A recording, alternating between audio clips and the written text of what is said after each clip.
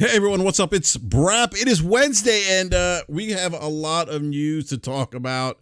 Actually, one big news item to discuss, and this is a big one. This is a big one, and I got to be honest with you. I was praying this morning that this whole thing would be over with, that we could just move on with our lives, that we could just start talking about. Well, many of us have been talking about video games for the last year or so since this acquisition of Microsoft acquiring Activision was announced. But there's some out there who this has been like the only topic that they've been discussing. You see it on the Twitters, you hear it on podcasts. But again, I was hoping this morning that, in fact, we would have some kind of resolution to this, but we don't. It's only gotten worse. This is going to get dragged out for another couple months. The CMA has officially blocked Microsoft's acquisition of Activision Blizzard King. And I have a great panel with me tonight to discuss the blockage. And I want to introduce the panel right now. Well, actually, first, let me give a big shout out to everyone in the live chat. Thank you, everyone, for hanging out with this evening. Really appreciate it. I'm going to drop the link here in the live chat. Please do me a favor, retweet the link, let everyone know that we're live. But I want to introduce this great panel tonight. I have live from Australia. Now, this gentleman right here he could tell the future. He could tell you if humanity survived another day. And in fact, we have. It is Thursday morning over in Australia. We have David Faulkner, Falky, with us. What's going on, Falky? Hey, mate. Glad to be here. Lovely day. Beautiful Thursday. Sun shining. Birds chirping. Grass is growing. Pleasure to be with you. Yeah, it's great having you. I appreciate you joining the panel tonight. Very interested to get your insight. We talked a little bit about the blockage by the CMA. We talked a little bit about it earlier today, so definitely looking to get your additional perspective and thoughts on what happened today. We also have returning guest, and you may know him from a certain show that he hosts on Friday night that I actually am a co-host on. We have Mooch. Mooch, what's going on, man? Buddy, what's up? Outstanding show we're going to have tonight. Great panel you guys assembled, too. Yes. Always excited to talk to the great David Faulkner, Game Logic, and then, of course, Lono's with us tonight. This is going to be a good one. And, again, it's one of those things where generally we have topics, we have things ready to go, and these are things we knew about as we're going into the day or even the day before. What's interesting about today was, and maybe it was because I bought into the false propaganda of this week when it was, this is our time. A lot of the Xbox guys were kind of like Corey Haim at the bottom of the well and Goonies. You know what I mean? They were like, "This is my wish. This was our time." So I thought maybe the CMA had already gotten some information out to the media press and they were just kind of keeping it under wraps. But I even said today when I saw the news, I waited about 15 minutes to make sure that those tweets were actually legit tweets. and in fact, it was legit news. And in fact, you DM me, you're like, "Rap, is this real?" I did. I said, bro, because I was at work. I said, "Is this real? Is this real?" I said, and you're like, "Yeah, it's blocked." Yeah. Absolutely, I said, well, I'll be damned. So yeah. Anyways, let's get to the rest of the panel, but I'm very excited to be on the show tonight. Yeah, no, absolutely. Crossfire should be awesome on Friday, too, as well. So, look for it. Yeah, and then we have returning guests from Reforged Gaming. We have Lono with us. Lono, it's a pleasure having you back on. Great show. As always today, we were discussing the blockage, I'm going to call it the blockage, by the CMA of the Activision merger by Microsoft or acquisition of Activision by Microsoft. So it's great to have you back on tonight. I'm so glad to be here, and that show was a tough one to pull off because I didn't think we were going to get a decision that early in the morning. I opened my laptop to create thumbnails and kind of put the show together that I had already written up. I had a Diablo show planned, and I saw a tweet. Somebody said, "What do you think about this?" And I thought, no, that's got to be fake. I kind of had the same thoughts as Mooch, and then clicked and read and thought, well, I got to get to work. I got to write a whole new show. And it was a great day. I'm really glad to be here. Yeah, no, it's great. It's great to have you back on. And we have returning panel member here. We have Game Logic. Logic, Great to see you, and I'm definitely looking forward to your thoughts on the CMA blocking this deal as well, man. How are you this evening? Good. I'm good. My thoughts won't be too complex. I'll basically just be saying that everything that I've told you since January of last year has been correct. I mean, look, hey, man, you gotta pat yourself on the back, and there might be some bias here, Logic. There might be a little bias on my end, but I gotta say you have pretty much been spot on with this for the last year or so. We'll get into that a little bit, and yeah, this is gonna be a great show, and I'm actually surprised that the CMA blocked it. I did think that this was going to go through, even with some of the with the CMA said, you know what, yeah, the whole console thing we don't have any issues there. It doesn't make sense for Microsoft to pull Call of Duty, and then they mentioned we have some concerns with cloud, but I thought, you know what, they'll figure it out. You know, Microsoft's going to do something to appease the CMA. And no, that's not the case here. That's not actually what happened at all. So I was wrong there. But I want to go to you, Lono, because you talked about it this morning. Couple things, like where does Microsoft go from here? Like this appeal process is not going to be easy. I read one analyst give Microsoft a slightly higher than 10% chance that they can overturn this decision by the CMA. But where does Microsoft go from here? I mean, has this ruling effectively killed the deal? Because you got to imagine the EU's next. Well, they are next. You got to imagine that they're probably going to block the deal, and then the FTC comes later on in August. They're probably going to block the deal, and if the big three block the deal, I think this thing's just dead. This thing's dead. So what are your thoughts? So where do you think Microsoft goes from here? Do you think this deal is dead, or do you think that maybe there's a slimmer hope that Microsoft can get over the hill here and get this thing through? I honestly think it's going to be a real challenge because the history of appeals with the CMA is not very good. But I also think one of the pieces of their rejection and their block here is going to be really difficult to overcome because it's not about Microsoft. And I found this to be the most compelling part of what the CMA put out was when they said, listen, this would require so much oversight and regulatory obligations that would need to be enforced globally that would basically supplant market forces. And instead of allowing those market forces to allow cloud gaming to have an emergence, essentially, the cloud gaming market has not yet really emerged. It's going to emerge over the next couple of years. Even when the handheld Sony device was leaked, I was doing some research, and virtually every country sees cloud gaming having a huge rise over the next couple of years, going from, I think it was like 1 billion yen to 13 billion yen just in Japan, which that's not a ton if you look at yen into to US dollars, but that's still from 1 billion to 13. So we're seeing lots of sectors looking at cloud gaming as a huge potential growth. And the CMA is basically saying, look, we want to be hands off here, and we can't be hands off if we approve this merger. This merger is big, and it would give Microsoft more strength in a market that has yet to really settle and has yet to really come to fruition. And if we're going to use the argumentation that, well, like Sony's dominating console market, like their provisional findings a couple weeks ago, right? Like we don't see them being, significantly lessening competition as long as Call of Duty stays on PlayStation because PlayStation has such a dominant stance in the console market. Well, you kind of have to apply the exact same logic to the cloud gaming market. And when you do that, it makes it really hard for Microsoft to push back on this because the EU will likely follow suit. And if they don't, I'll be surprised. And the FTC could do the same thing. They can basically say, hey, can we copy your homework?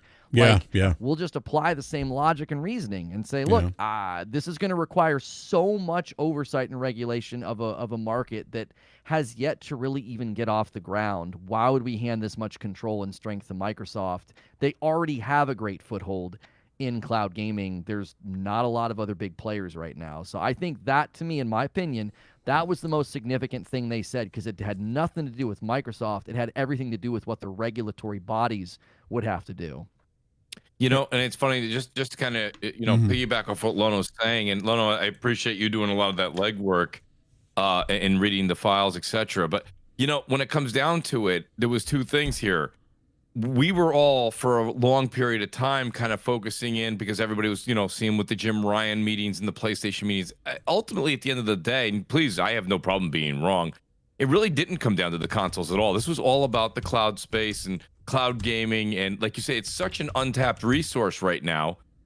I even said this much. I said, basically, even if this thing was to go through, the amount of concessions that would have to go through the ringer with the CMA, Microsoft, working with all those parties, maybe the 10-year deal folks that they had come to the table, NVIDIA, etc., PlayStation, the FTC, this deal wouldn't even look like we first saw it. You wouldn't even recognize the deal by the time they got done with the concessions on this thing.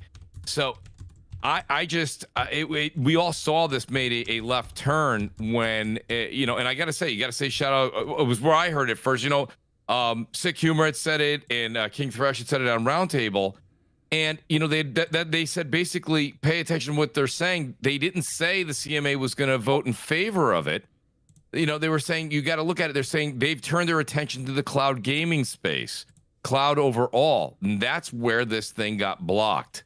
And again, what Lono said that I got to give credit to is the FTC right now is just going to take everything the CMA does, everything the EU does, and they're just, I looked at it differently. Yes, copy the homework. I kind of like that analogy, but I was looking at it as this is the ammunition.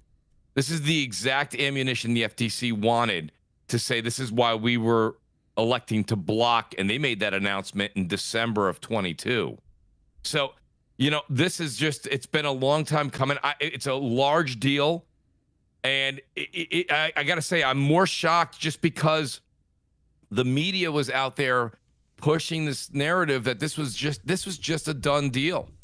You had lawyers and doctors and astronauts on different podcasts telling people this was going to happen. And I said it even on Crossfire. I've said it on BRAP. I kept throwing different questions out there saying, don't you see that there could be resistance on this front or on that? No, Mooch, I don't know. This thing's going through. This thing's just going to get barreled right through there.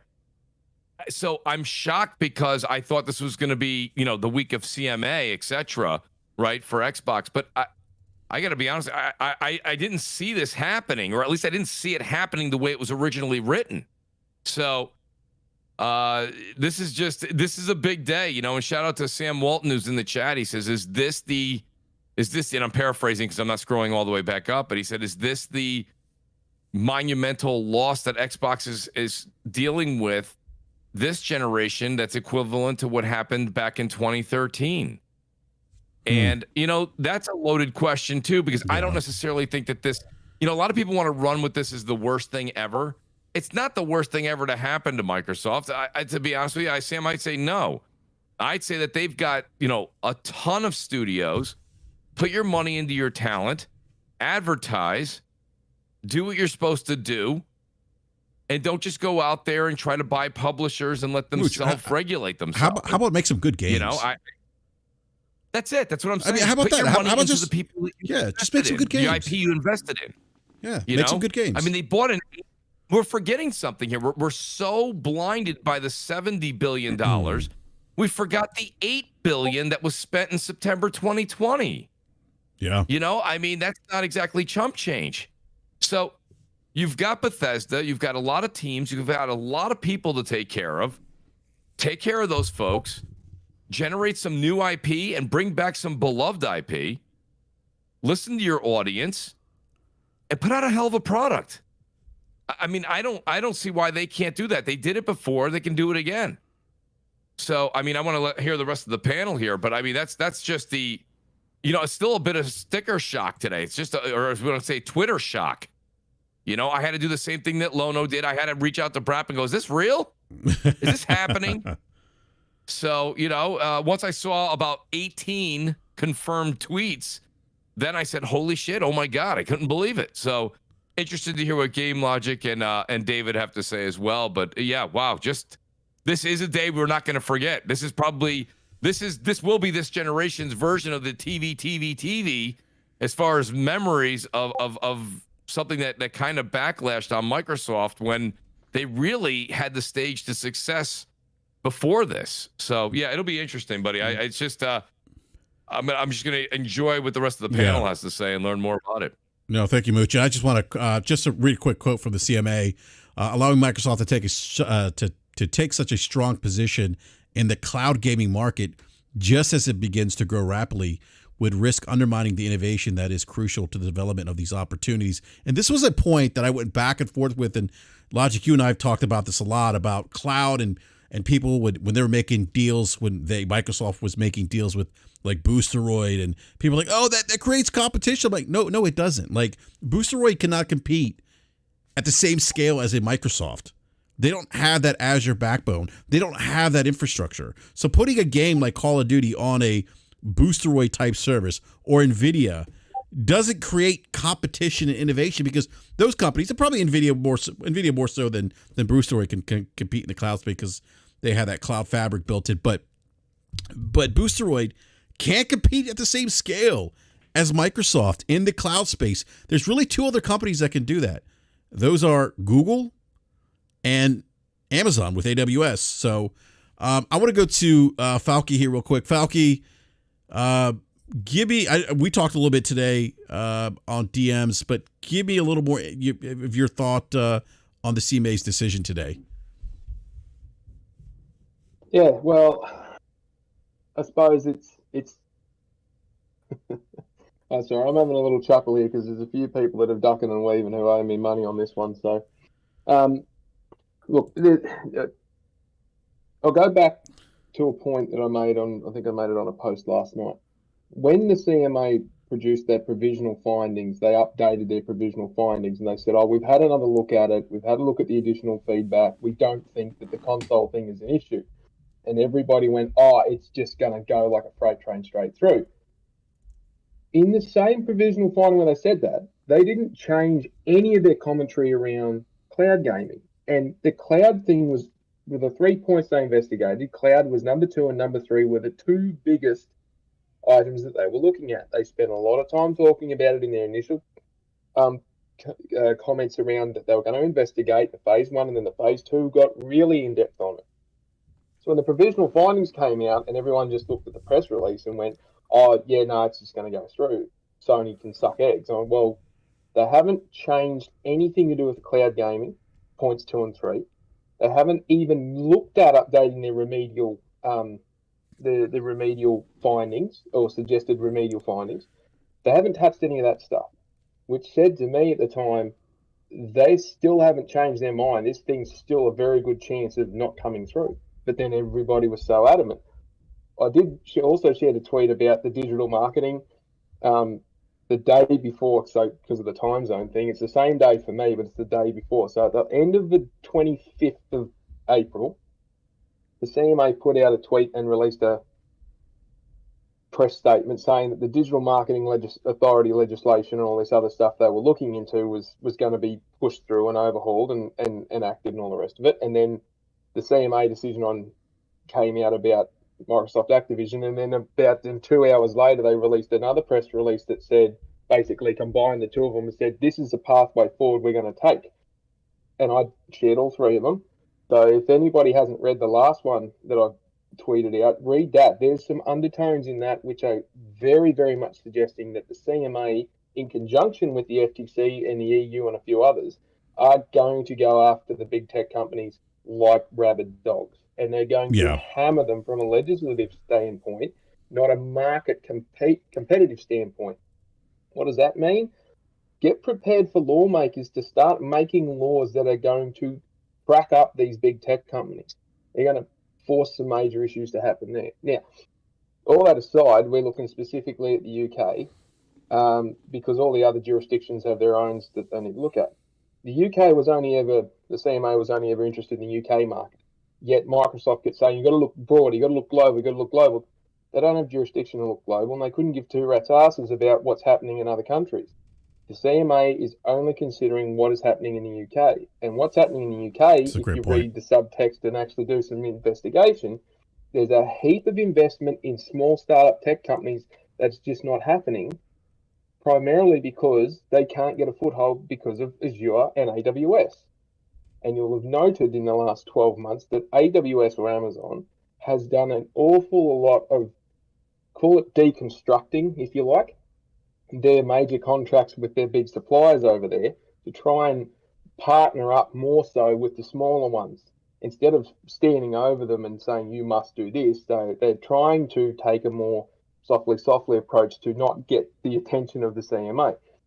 It's not going to work now because the CMA has basically said the big 5 tech companies are all on notice. We're going to tear you to pieces. But the amount of internal investment for money that would stay in the country is obviously at a point where it is worth the consideration to block something like this in an emerging part of the biggest entertainment segment of entertainment that there is at the moment. So there's a lot of complexities here. And I'm actually not surprised because they've stuck true to the word they put out there. If they'd have just said, yep, sure, no worries, let it through, that would have been a massive 180 in the last 3 weeks from the last time they said anything. And considering that after April 12th, there was no more submissions could be made. And again, with the appeal piece, they can't introduce any new evidence. They can't introduce any new information. It's all a review of, did the CMA act in accordance with the information they had and apply the legislation as it's meant to be? They can appeal all they like. It'll go up to the tribunal, and you'll see posts with people saying, oh, the tribunal of appeal is going to do this, that, and everything else. I spent a fair chunk of this morning reading that legislation.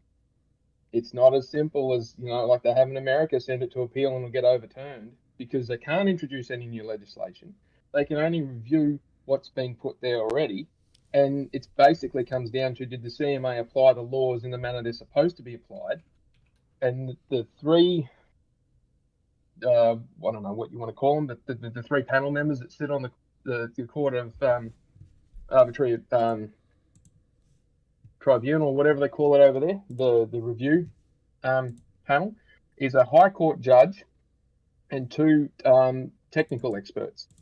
So if a high court judge in the UK, like with most Commonwealth countries, they are experts, and I mean genuine experts in legislative law. So they will know the legislation inside out, back to front. They'll know what the Consumer Affairs Act or the Corporations Act, or whatever they call it, the Competition Act, I think it is. They'll know exactly how it's written and how it's meant to be applied. And the CMA has also got the same people working for them. So they can appeal all they like. The chances of having this thing set aside are very, very minimal, because the CAT in the UK has not set aside anything of substance or anything this size in the last decade. And yeah, people go, oh yeah, but they've had this change and that change. Most of them get sent back to the CMA for review, and all the CMA does then is get mad and just say, yeah, no, we're sticking with it.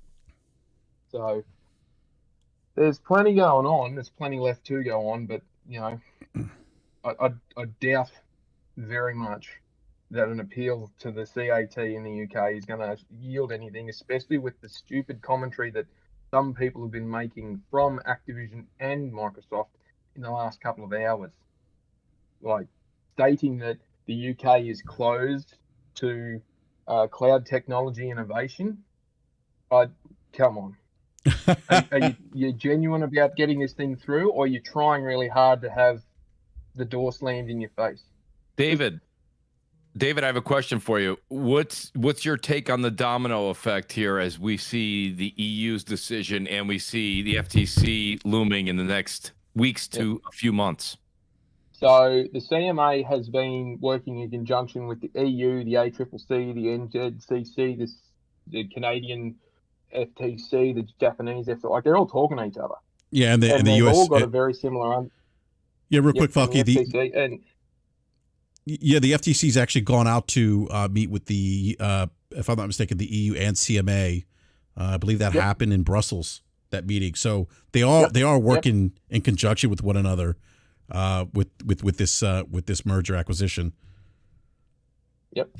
And the legislative changes that are coming through. The US has got changes coming through their legislative assemblies to basically break up the tech companies. The European Union has already said that they're going after Google and Apple and the others and trying to break up their market dominance. The ACCC has been doing it after it for the last 3 or 4 years.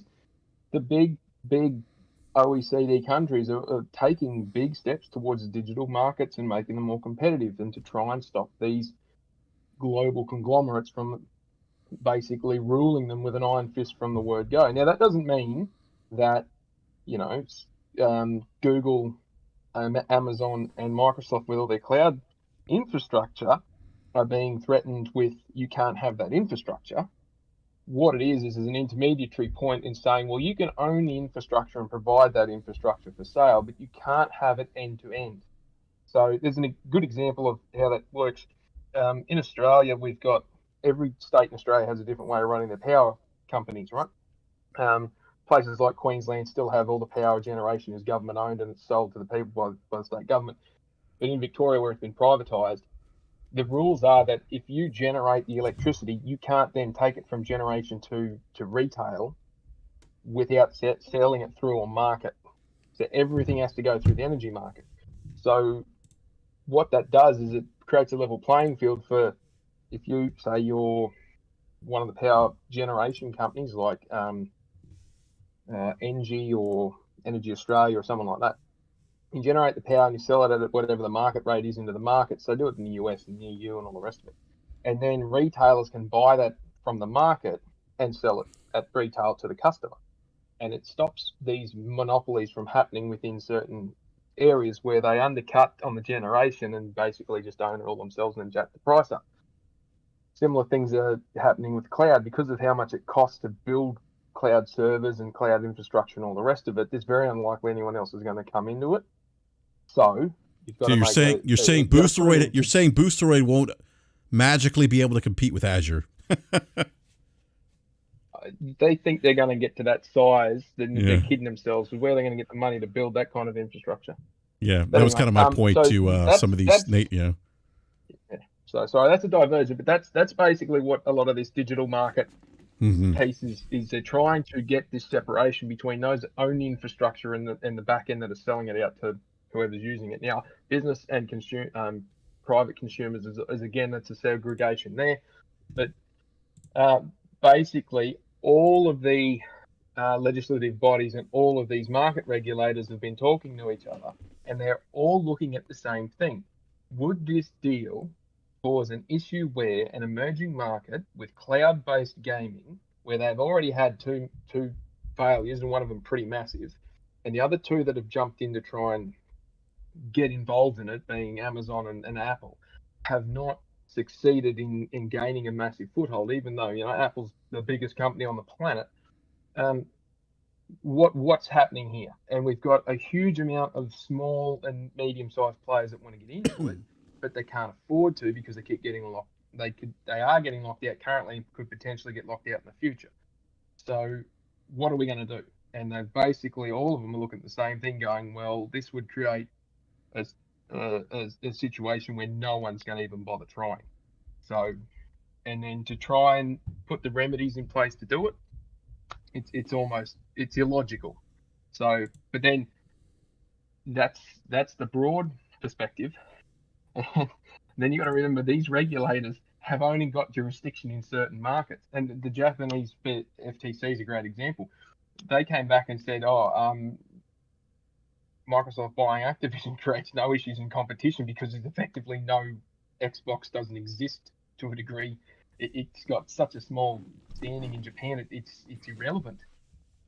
But that may be the case, but then, the PC, and CMO has referenced it, the PC piece with Microsoft basically having a dominance over that, and the cloud gaming subscriptions on PC and all the rest of it, that's all part of the broader gaming as an entertainment segment. So then it comes down to, right, well, if they've got 70-something% already, and this would then take them up to close to 90% dominance in that market, you're effectively closing everybody else out because they would have to go through them, and it goes to these other issues. How do you regulate that? it's just a nightmare. So instead of governments and regulatory bodies interjecting themselves into a market because they don't want to do that, they'd rather just say, no, you can't do it, and leave it. No, Falky, those are some great points. I do want to grab some super chats real quick, and I want to introduce Warrior Word as well. But Donald Brown with a $5 super chat says, how do you have a show with Mooch in it and not invite J-Dub or P-Rock? Shaking my head. Shout out to Donnell Brown. He's man, a buddy of mine. Yeah. No. Donnell's a good guy. He's been on here in the chat many times. And then we have another super chat here by Big Block Cack. Says, I was praying for this block to happen. Thank God.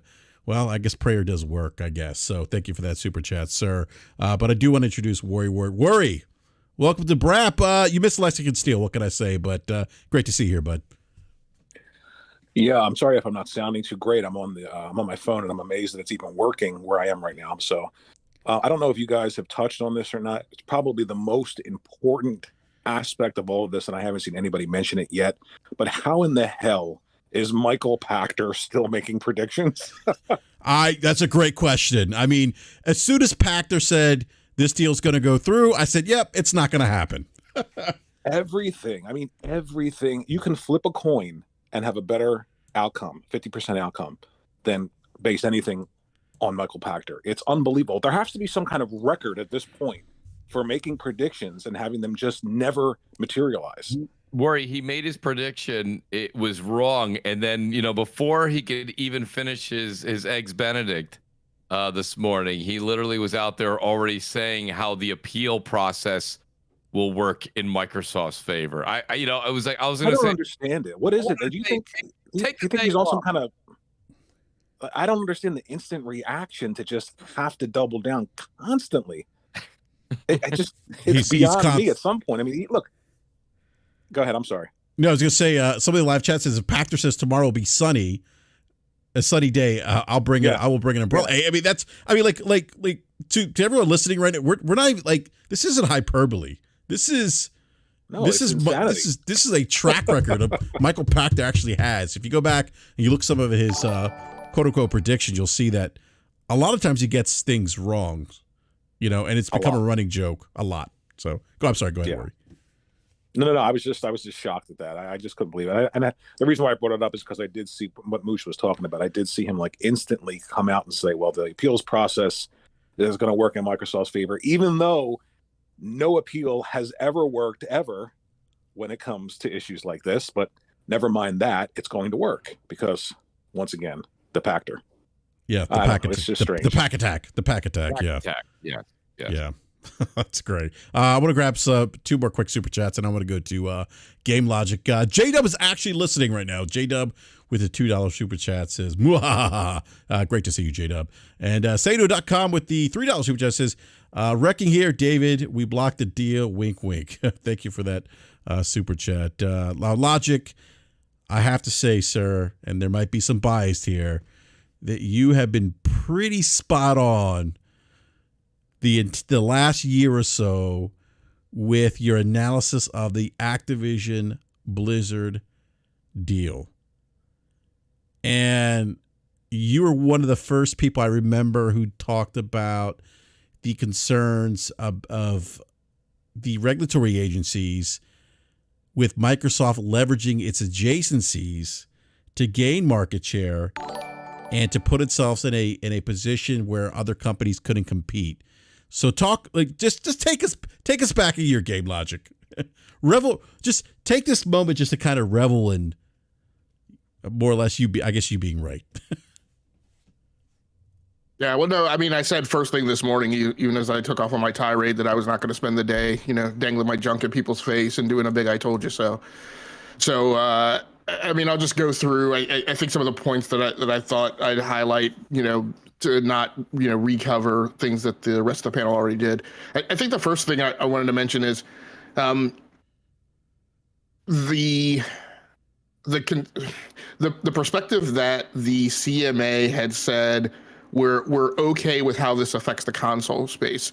My takeaway from that is that was not as universal as some people thought it was.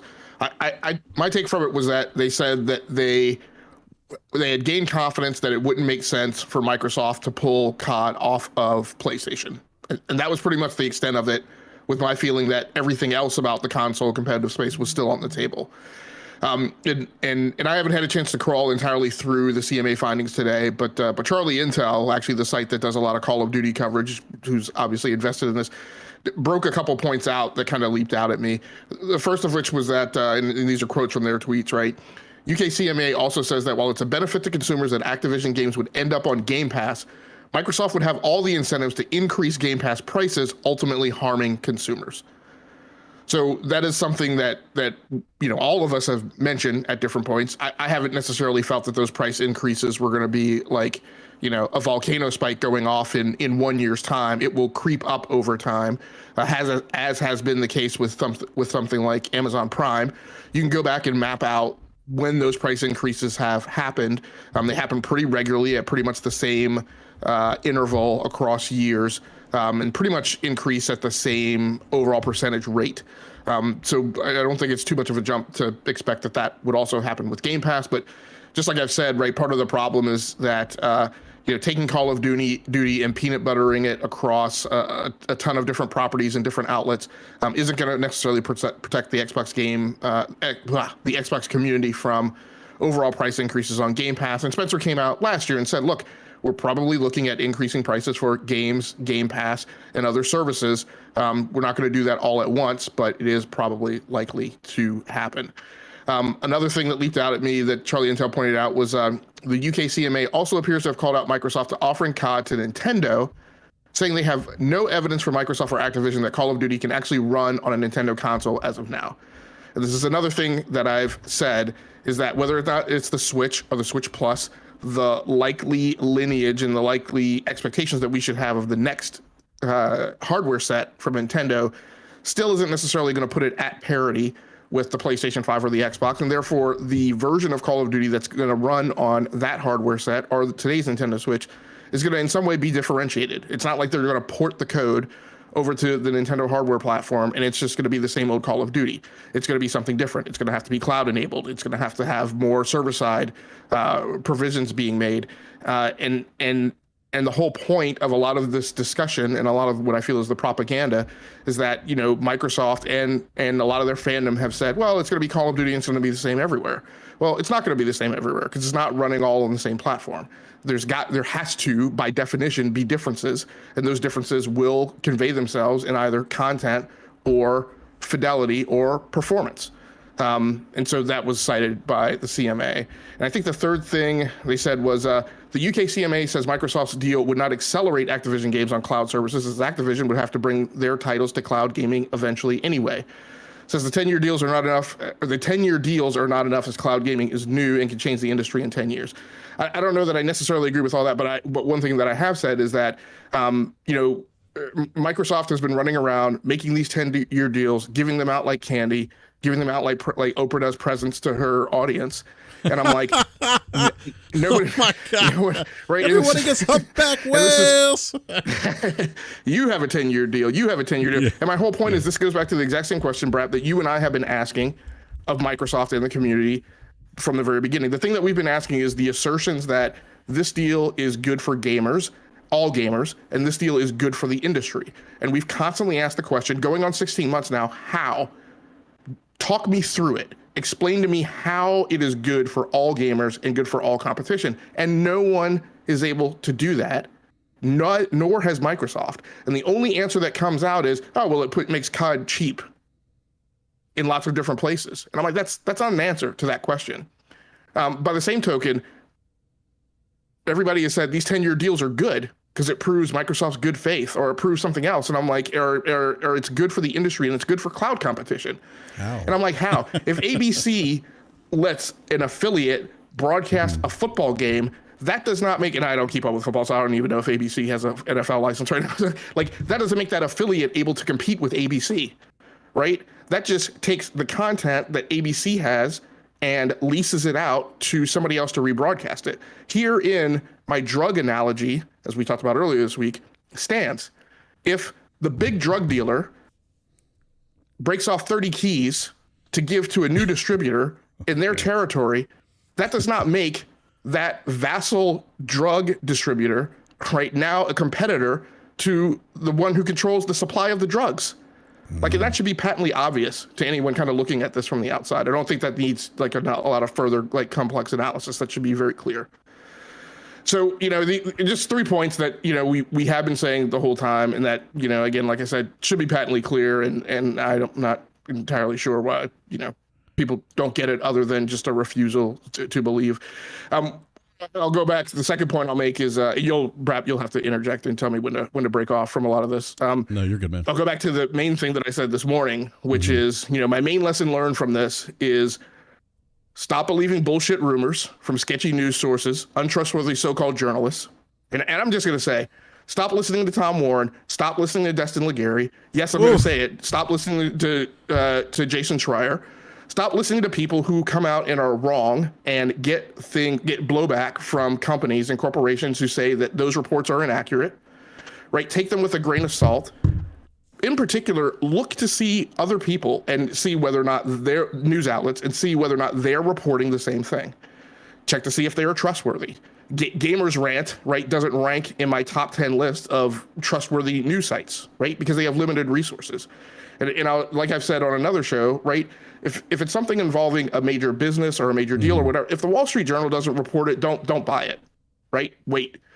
You know, these journalists are biased in favor of Xbox, right? Don't listen to insiders.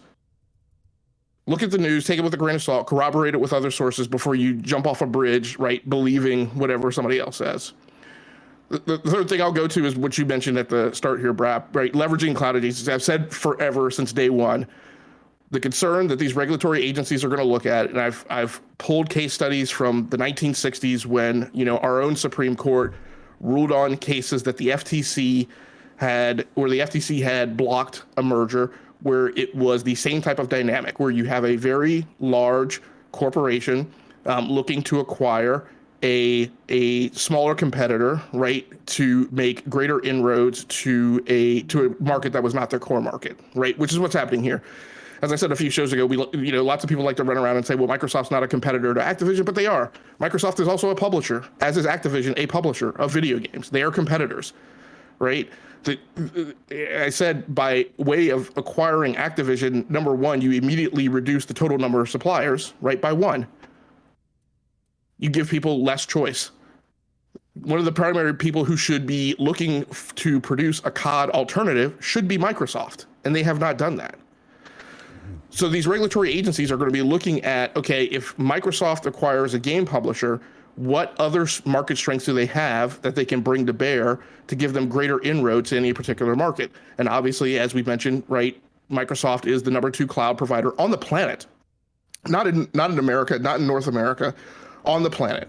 Google is third, and I believe Tencent is fourth, right? And Amazon with AWS is first.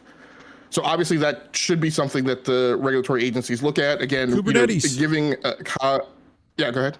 No, I said Kubernetes, but go ahead, man. Giving COD to Boosteroid, as you mentioned, right, doesn't allow Boosteroid to compete at scale because they don't have Azure. Giving it to Boosteroid does not make Boosteroid a competitor to Xbox Cloud Gaming. No.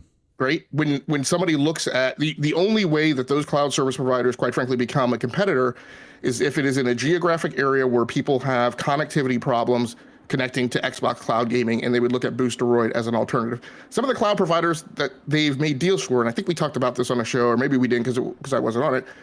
Some of the cloud providers they've made deals with aren't even customer facing. And so they won't offer COD to an end user. They will offer assistance or Activision content to the company, I can't remember its name, maybe it's Ubitus, who provides cloud enablement to Nintendo. And so again, that deal doesn't even allow for a product to end up in a consumer's hands directly. Other deals would have to be made for that to happen. Let's go back to the deals, point 4. These deals are things that Microsoft has been unwilling to show, and that the people that they've made deals with have been unwilling to show to regulatory agencies who have asked to see them. It is highly likely that the reason for that is that the deals have incentives in there for those cloud corporations to put their workloads on Azure or to use Microsoft-owned content delivery network, CDN peering network connections, right, at a premium cost or in some way that benefits Microsoft. That is why the deals are not being shared with the regulatory agencies, most likely. If I'm wrong, then hopefully they will wind up in the hands of the regulatory agencies, and we can determine whether or not that's a point that should be dismissed. But to date, they haven't been. Mm-hmm. One of the other point 5 is Google's comments, other cloud provider comments. Other cloud providers have made comments about Microsoft and how they compete in the cloud. Google statements, they're selectively kind of buying out people smaller cloud competitors who complain, and then not making the terms available to everyone. So in case everyone's not following that statement, what they're saying logic. Yeah, please, go ahead. Please repeat that, because that is very. By the way, that is behavior that Microsoft has displayed throughout its 40-year plus history in terms of acquisitions, acquiring smaller fish, if you will. Correct. Let me add to that. Right. So this piggybacks on the case earlier this year, where the EU was about to bring a suit to Microsoft, because what Microsoft had done in the EU is they had gone to enterprises that needed to purchase Office 365 and said, here's the deal. That Office 365 subscription will be cheaper to you if you run it on Azure. If you run it on a different cloud service provider, then it's going to be more expensive. The EU felt that was anti-competitive, and before they were brought to suit, they changed those terms, right? In an effort to avoid having that adversarial intervention. So again, these are statements by Google, which they released in March, about how Microsoft competes in cloud. They're selectively buying out those who complain and not make those terms available to everyone. So what they're doing is they're going to smaller cloud service providers. They are giving them better terms for any services, products, professional services that they could acquire from Microsoft in order to enable their own cloud businesses. The marketing deal, kind of funny, all the people who are complaining about the exclusive deals that Sony makes. And here is a textbook example of how these marketing deals and exclusive deals works. By the way, Game Logic, I don't mean to interrupt you, but I do want to talk about that, because that whole conversation is trivial. Like, people acting like what Sony's doing is so new or disruptive to the industry, like it's never been done before. I mean, but I'm sorry, go ahead, man. Yeah, I've talked about it ad nauseum for the last year and a half, right? This is how deals in the digital space and digital marketing work. But at any rate, what they're doing is they're essentially buying the silence of those companies, right? Stop complaining. Don't bring forth anything else, any regulatory agencies about our behavior and how we're acting in the cloud market, and we'll give you a sweetheart deal that will help you make your own cloud business go. Google's statement is, so that definitely makes it an unfair advantage to Microsoft and ties the people who complained back to Microsoft anyway. These are all comments that are not directly associated with this specific deal, but these were ongoing hearings that were going on in the background at the same time. And so you would imagine that if Google is making those complaints, that other cloud service providers would have those complaints as well. The last thing I want to bring up is, and maybe this is a segue into what you wanted to talk about, BRAP, I'm not sure, but concurrent with this argument is people say that the CMA is siding with Sony. Sony's going around, putting Jim Ryan on the jet, intervening, blocking the deal, whatever. I think one thing that has been amazingly skated by since the very beginning of this is that Sony is and Falky can correct me if I'm wrong, Sony is last time I checked, like a $110, $111 billion company, right, by market cap valuation. Yep. Microsoft is a $2 trillion plus, right, valuated company. In the normal sense of Adam Smith's Wealth of Nations and the economic laws that we have come to accept as true, it should normally be impossible for the $111 billion market cap company to outcompete the $2 trillion market cap company. The fact that that is happening, and that is how the last 20 years have unfolded, is proof that regulation of competition across most of the markets in most of the first world countries is working as it should. Protection of consumers requires the market space to be kept competitive. And proof of the fact that that has happened is that a company that is, I forget exactly what the percentage is, somewhere like 8% or 10% or whatever of Microsoft, 4%. I don't have to run the math again. That is a miniature, right, in comparison to the Goliath that is Microsoft, is proof that competition has been protected. Because normally you would think that that should not happen. Normally you would think that Microsoft would have been able to crush Sony in this space. And yet we argue and scream to overturn that protection of competition, which is counterintuitive and counter whatever the term might be, right? But it's the exact opposite of what we should be wishing for. Hey, BRAP, if you don't mind, I want to kind of take one of those segments and ask Lono a question real quick. So, this has been something I've seen a lot of people tweeting out. Lono, do you think at the end of the day, do you think that what Jim Ryan and the folks at Sony did played an impact at all on the decision, or absolutely not? Everything that Sony was kind of saying as far as the console did not play a role. That really was not an element in this decision.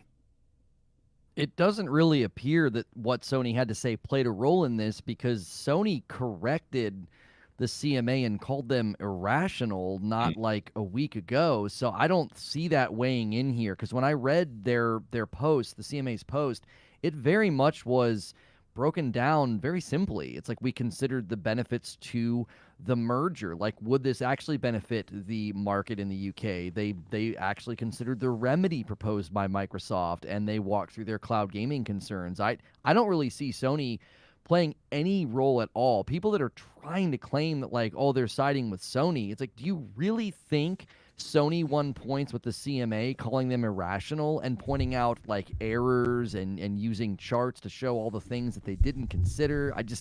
I don't know. It's funny to me how quick the narrative's going to shift. Like, everybody's acting like Sony is talking out of their rear end a week ago, calling out the CMA for errors, but now everybody wants to point to that and act like, oh, well, yeah, the CMA can make mistakes and they can be in error. And it's like, well, you gotta pick a side here. Like, which version of this are you trying to trot out here? So that's why I said, to me, the most compelling part was when I read they were considering how much regulation would be required, and they don't want to do that to an emerging market. And if we look at what happened with cell phones and internet service providers, as they became endemic to daily life, they got gobbled up, and now we've been sitting in America 10 years on the promise of fiber, and it's not here. The infrastructure is just stalled out, right? Because we let all these guys consolidate. Now there's no competition. And I appreciate the new attitude from the FTC, and I appreciated the CMA saying, listen, this is in its infancy. We got to let this market emerge. This is not the way to do it. The minute you remove market impact and you have it overregulated,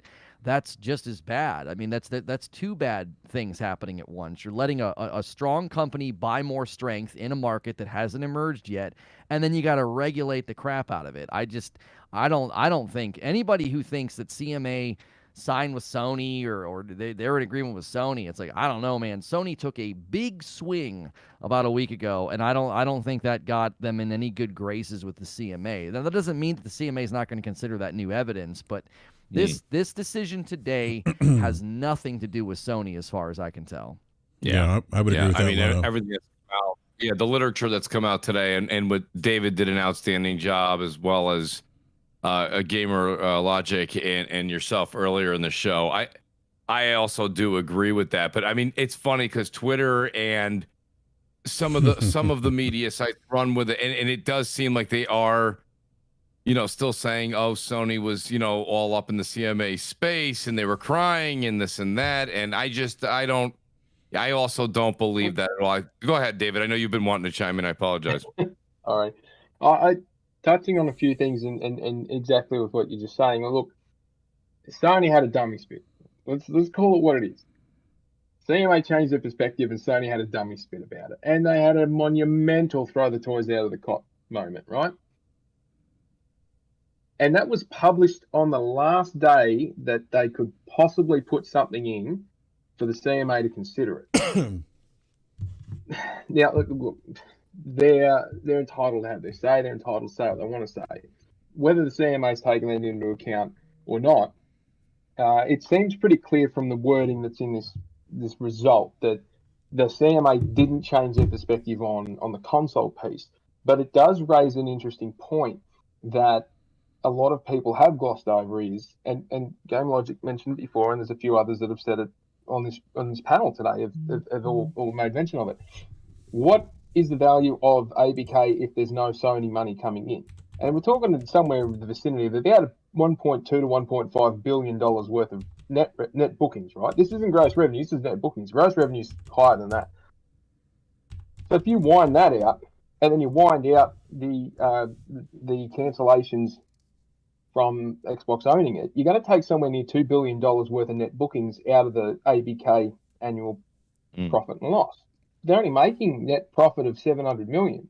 So they'd be acquiring a loss position of about $1.5 billion, if more, if they decide to put everything in Game Pass day and date and they erode their new sales. They'd probably take another 30% worth of revenue out of that. So it could be somewhere around $2.5 billion loss by taking it on board. That doesn't make any economic sense. So when Sony's saying they can't have it because it will degrade X, Y, Z and cause issues, to a degree that is a fair enough perspective. But in the final report, they've come out and said, we found that there would be no economic benefit. And I'm paraphrasing this. If you read their final report, it says there's no economic benefit or incentive for them to do it. But we didn't trust that they wouldn't do it because they've done it before. So if you think about that puts them in a catch-22 for anybody who wants to look down this path.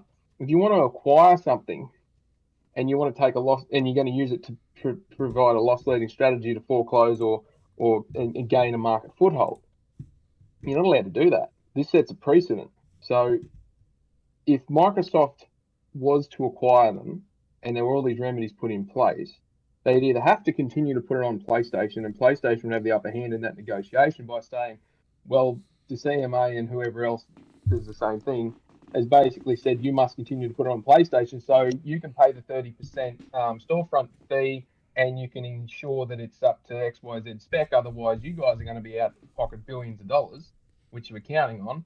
And PlayStation can quite easily backfill that gap without blinking an eye, depending on market conditions. Or PlayStation completely loses COD and Microsoft Xbox puts Activision in that position of, well, we've done something that's of an antitrust perspective. So,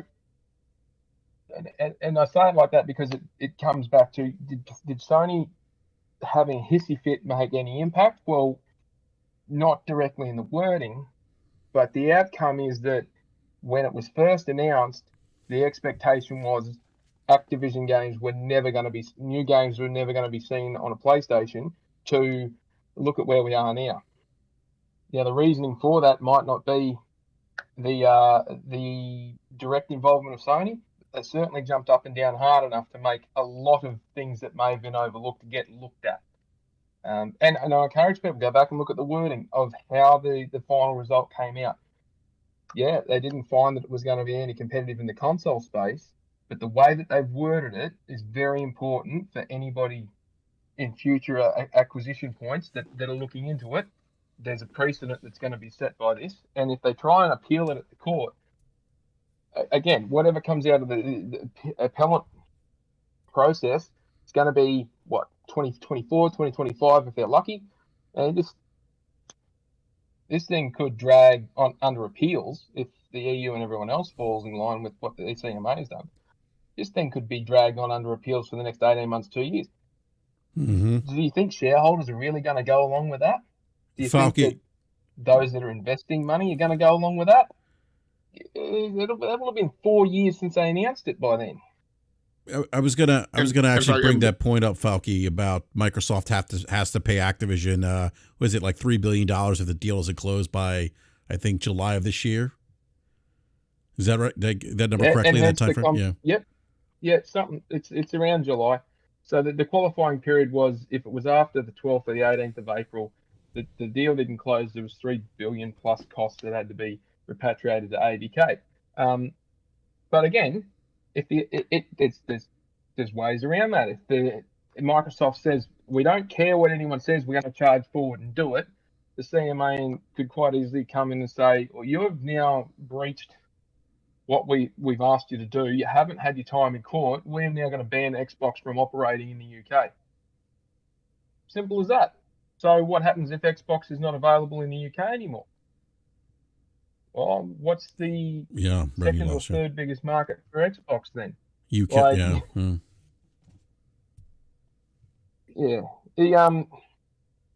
Well, Falky, let me be the same in multiple others. Let me ask you a quick question, Falky. At some point, do the bean counters interject and say, "Hey, wait a minute, this deal, maybe it's best for us to divert some of the resources or that $70 billion somewhere else." There's some analysts in Wall Street that think maybe Microsoft should focus on Azure, investing more in Azure. You've talked about that, Falky, on this show. Microsoft should maybe look at investing more of this money into Azure, into AI. We know they're building an AI chipset. They're doing that. So maybe that's where they should focus some of the money. And there's some shareholders that are kind of out there saying similar things. I mean, there was a interview on CNBC today where they had somebody from Oppenheimer talk about that. And a gentleman, I forget his name, at the end of his interview on CNBC said, and Microsoft's not, their games are bad. And therefore maybe they should also, and I'm paraphrasing, but he was alluding to they should focus on some of their strengths as opposed to areas of weaknesses per se. But you got to imagine, Falky, at some point that the bean counters might come in. What's that word? I mean, like he was talking about, it'll take another 2, 3, 4 years possibly for this whole process to go through. In that time, what does that do to the studios that they have now? Where is the focus on just creating good content to pull people to the platform? It feels like they're not interested in gaming. They're interested in controlling a market. And if you look back to the early 2000s when they missed mobile because they were in court and the entirety of the United States was, suing them for antitrust and anti-monopolistic practices, they missed the whole mobile Apple iPhone thing, and they were stung by that. And it feels like now they see this emerging market, and it may be something big, and they just don't want to miss out on it. So their idea is to just purchase everything else around it so that if it does become something large, they're the ones in charge. My thing is, all of us are just these people who go out and buy essentially these toys, and we're supposed to want to play with them. There has to be something to do other than, talk about these deals and these suits who are going. I mean, we used to know who, like, Miyamoto and even, Ted Price or Jason Rubin were. Now people are talking about Lulu Chen and Phil Spencer. Why do we know who these people are? Why do we care? Microsoft has got to start using some money to create content. It feels like, they're like this, they're hanging out with a bunch of artists who create these great paintings, right? And they all get together in this wherever to look at their work. And Microsoft just bought the entire building that they all get together in. And then all of a sudden that means they're an artist, and they're not. They have to start creating things instead of just buying. It doesn't feel like they're interested in the gaming space at all beyond just controlling the aspects of it that are beneficial to them. And of course, they want to control the delivery mechanism. To do that. Yeah. And Nintendo wants to do that. But how do they do that? How does Sony do that? How does Nintendo do that? I'm getting great content from them. Their first parties deliver great content. When is Microsoft going to start doing that and focusing on that? And if this takes another 2, 3, 4 years, and, from what I'm reading and what I'm seeing, no appeal has ever won when it comes to the CMA once they block it. So, $70 billion, how about the initiative, right? The initiative was this quadruple A studio that was going to create games like Horizon Zero Dawn. And now all of a sudden they're a think tank that just comes up with ideas and kicks it to whoever. How about investing in what you have? How about creating things, based on the studios that you have now? When is this going to happen? That's my thing. Yeah. I don't understand how this is some great thing that we're still 2 years, 3 years. And what's coming out? Redfall. Okay, is Redfall going to move the needle to get people to buy Xboxes, or all of a sudden now it doesn't matter if you buy an Xbox? Of course it matters. They're selling the least amount of Xboxes right now, than they ever have. And just like 2 months ago, it was, we're selling the most Xboxes we ever have. Well, which one is it? You know, do you want to sell? Do you not want to sell? Do you want active users? Do you not want active users? It's so much noise around. To me, it's simple. Where are your video games? Where are the games? Where's the creativity? If you want me as a customer, show me something to pull me in. Don't talk about theoretical deals that can give you content. If you have to buy Activision in order to be competitive, the only thing that tells me is that you're creatively bankrupt. I don't particularly think Call of Duty is this paragon of creativity. Of course it is, Warrior. What are you talking about, man? Right. So, at some point, it's just they need to start creating video games. Something else that's really funny, Falky, the guy who tweeted you today and said you came out of the woodwork today. if you go to that account, like literally the banner says "Just buy an Xbox." Oh my coincidentally. Goodness. Well, there you have it. I mean, there you have it. I think Logic. You think you were getting ready to chime in, Logic? Go ahead, man. Yeah, go ahead. I'm sorry. No, and my understanding of what could follow if this drags on beyond the July, I think it's actually July 18th, is the cutoff for Microsoft to pay the $3 billion termination fee if it drags on beyond that. If based on what I've seen from other mergers, if it drags on beyond that, it's gonna open up whether or not that Activision shareholders, the Activision board, ask Microsoft to come back to the table and renegotiate the deal. One of the things that I think will be impactful is that if you look at their stock price where they were a year ago or a year and a half ago when these things came up, coming off of poor sales of Vanguard, they weren't in a great position.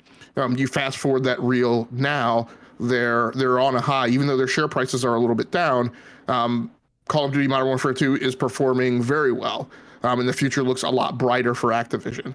So whether or not the board is going to feel that the $95 per share is equitable, if this thing drags on, may be a thing that disrupts whether or not this deal goes through at all. In a lot of cases, as was the case when I went and pulled some of the history, looking at those cases of 1967 and some of the disruptions where the FTC has intervened in a case. In many cases, it's not a matter of the FTC blocking it, but it's a matter of the deal dragging on to a point where, as you mentioned, one set of shareholders in one company decides that the merger is no longer viable in terms of what's the best thing for their invested money, and the companies walk away from the deal. Yeah, no, so that's a great point, Game Logic. I want to go to you, Lono. With everything that's been discussed here on the panel tonight, especially about Microsoft leveraging their adjacencies to dominate this market, I'm not hearing that from a lot of the analysts that are covering this. I've seen things that the CMA is acting in a very radical way, that this is unprecedented, that the CMA is not on the side of the law. But I think if you really stop and think about some of the points that we brought up here on the panel, what the CMA even mentioned, that Microsoft's controlling stake of 70% of the cloud gaming market as it is today, I believe in the UK, and that Microsoft is able to leverage their adjacencies to really position themselves in the market. You talked about their extensive war chest and the ability for them to engage in loss leader strategies. Lodo, why do you think some of those things aren't talked about? It seems kind of very one-sided, where it's, well, you know what, the CMA is out of bounds here, or the FTC has no case, Lena Khan should be fired. Why do you think that's happening? Followers, hits, and ad revenue. Followers, hits, and ad revenue. Yeah, I said something today about that. I said, listen, when you're more focused about being first and you also have sort of picked a side, that's going to make you be sloppy and it's going to make you slanted. And I think that's what we've seen with a lot of the coverage of this, is that people... I actually said two things. I said it a little bit differently. I said, if you're wanting to be first and you're wanting to get clicks, it's going to make you sloppy and it's going to make you slanted. And I just think we've seen that very, very clearly. And the thing that gets lost in this discussion so often is, I honestly think, I think I said this in a DM to you, BRAP, it's like people look at Xbox and they don't see Microsoft. So what they see is this sort of poor, beat-up boxer that's just trying to have a comeback round. and nobody will let him. And it's like, okay, that's not what Xbox is. Xbox is attached to Microsoft, and so much of the discussion omits that, and they just sort of focus on how unfair it is and how Sony pays these exclusivity deals, and it's just not fair to Microsoft. And I think Game Logic just made a wonderful point earlier that this shouldn't be possible. So everybody wanted to flex and puff their chest out and talk about how deep Microsoft's pockets were, and Microsoft could outbid Sony in a spending war, and they have this massive amount of wealth. They love to do that, but then when you really consider what's been going on in the market, they don't see how embarrassing that is. Like, and I've continued to say that that's because Microsoft got to a dominant position and they treated their software in just a terrible way because they could. They would shove out horrible versions of their OS and just, we'll fix it later, right? And they've treated video games the same way. And you can't treat creative projects that way. That's why when Worrywart's talking about, like, there's just a creative deficiency here. Where's the games? Yeah. What's been going on? They have more studios than Sony. They have more money than Sony. What are you doing? Well, I would say there is a breakdown at a corporate level. I'm going to continue to point to the 18-month contractual policy. I think that refusal to pay benefits, if you look at the reports about Halo, I don't know why nobody sees that as a massive cautionary tale that creative directors are leaving under Microsoft ownership because they are acidic to the creative process. They're a one-size-fits-all Leviathan corporate software company, and trying to create video games, that environment, it just doesn't work. Even the latest acquisition that Sony scooped up, Firewalk, they were already working with them. And look at the growth of Insomniac. What did Insomniac hit this week? Over 500 employees or something? Yep. That's what happens under Sony's ownership. With less money, they are getting studios to a flourishing status, a growing status, and look at the games they kick out. You want to call Sony the company that always makes third-person movie games? Well, why doesn't Xbox make those games? Probably because they know they can't compete creatively against the third-party action games that Sony makes. Why didn't Xbox create a Call of Duty competitor? They had a vested interest to create a Call of Duty competitor because 48% of the buying customer base of Call of Duty is on Sony. So if there was a company with a massive amount of money and funds and a motivation to make a COD competitor, it was Xbox, and they didn't because, to be quite honest, they suck at video games, and that's why Nintendo and Sony are the two kings of the castle, and Microsoft's outside in the rain. I got to be honest with you, Lono, that you just, there's so much to peel back on what you just said. The first thing is just, there's a stigma now with Game Pass, okay? Happened with Halo. It even happened with Sea of Thieves. It's definitely going to happen here with Redfall. Here's a game that hasn't even come out yet in Redfall. And you've got a situation where they're saying the true game, the 60-frame game we promise you will come later. They don't even give a date.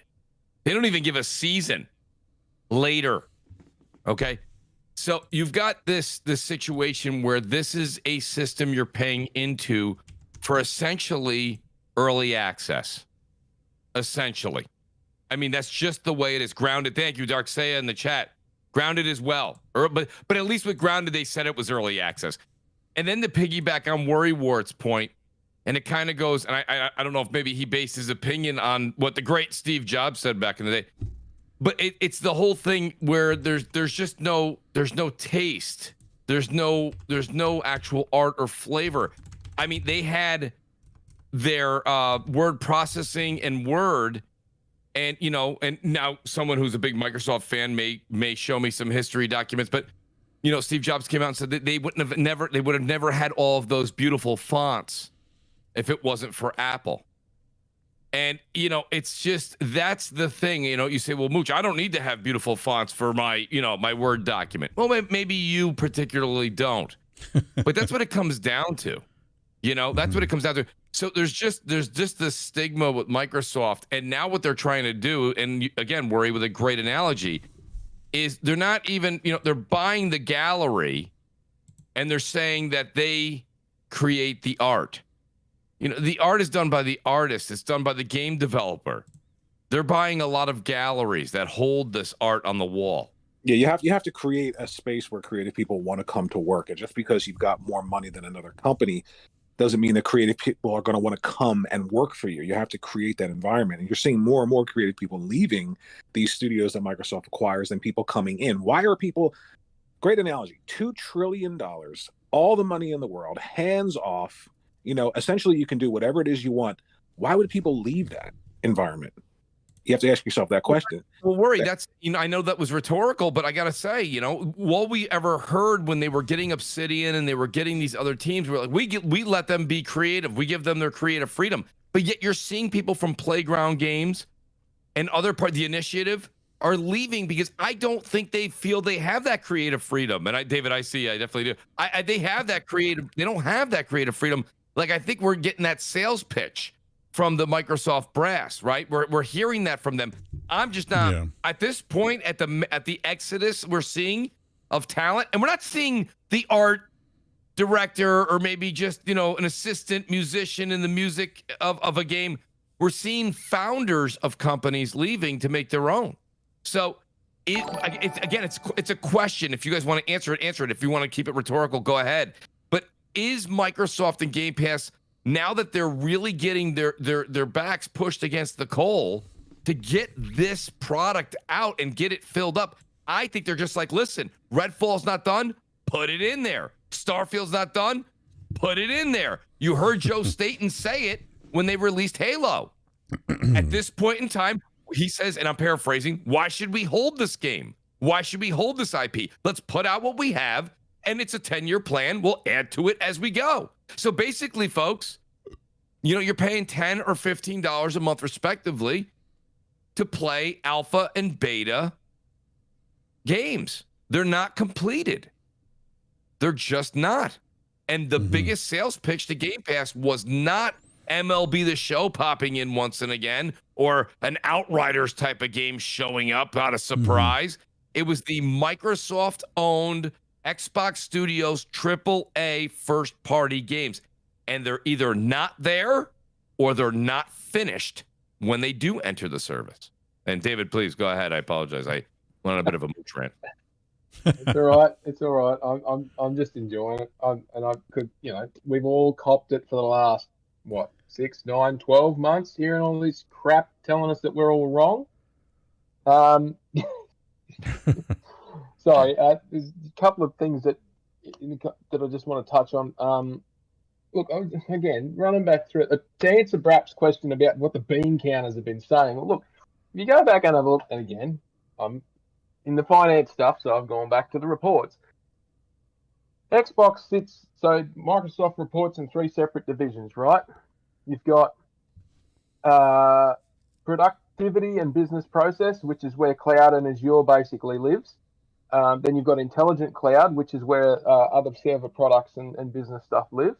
And then you've got more personal computing. More personal computing is where Xbox lives. The first two had increases this last quarter and have had increases year to date. Personal computing hasn't. It's gone down, and down substantially. It has had a revenue decrease to the 9 months ended March 2023 of $4.7 billion, or 10%. It's gone down. Gaming revenue, and I'm direct quoting this from their financials. Gaming revenue decreased $800 million, or 6%, driven by declines in Xbox content and services and Xbox hardware. Xbox content and services revenue decreased 5%, driven by a decline in first-party content, offset in part by growth in Xbox Game Pass. Xbox hardware revenue decreased 11%, driven by lower volumes and prices of consoles sold. Xbox is sitting near the bottom of the worst performing third of the company. When the screws get turned on and you've got operational cost pressures, the first place you look is at the bottom. They're in the zone. If they can't sort this out, they are and I've said this before, and I stand by it. They are genuinely in the sell it or turn it off area. And Microsoft's got history with just shutting things down. But to touch on the creative issue, the problem that Microsoft with Xbox has with Microsoft owning it is it's got Microsoft thought process, and Logic's talked about this a lot.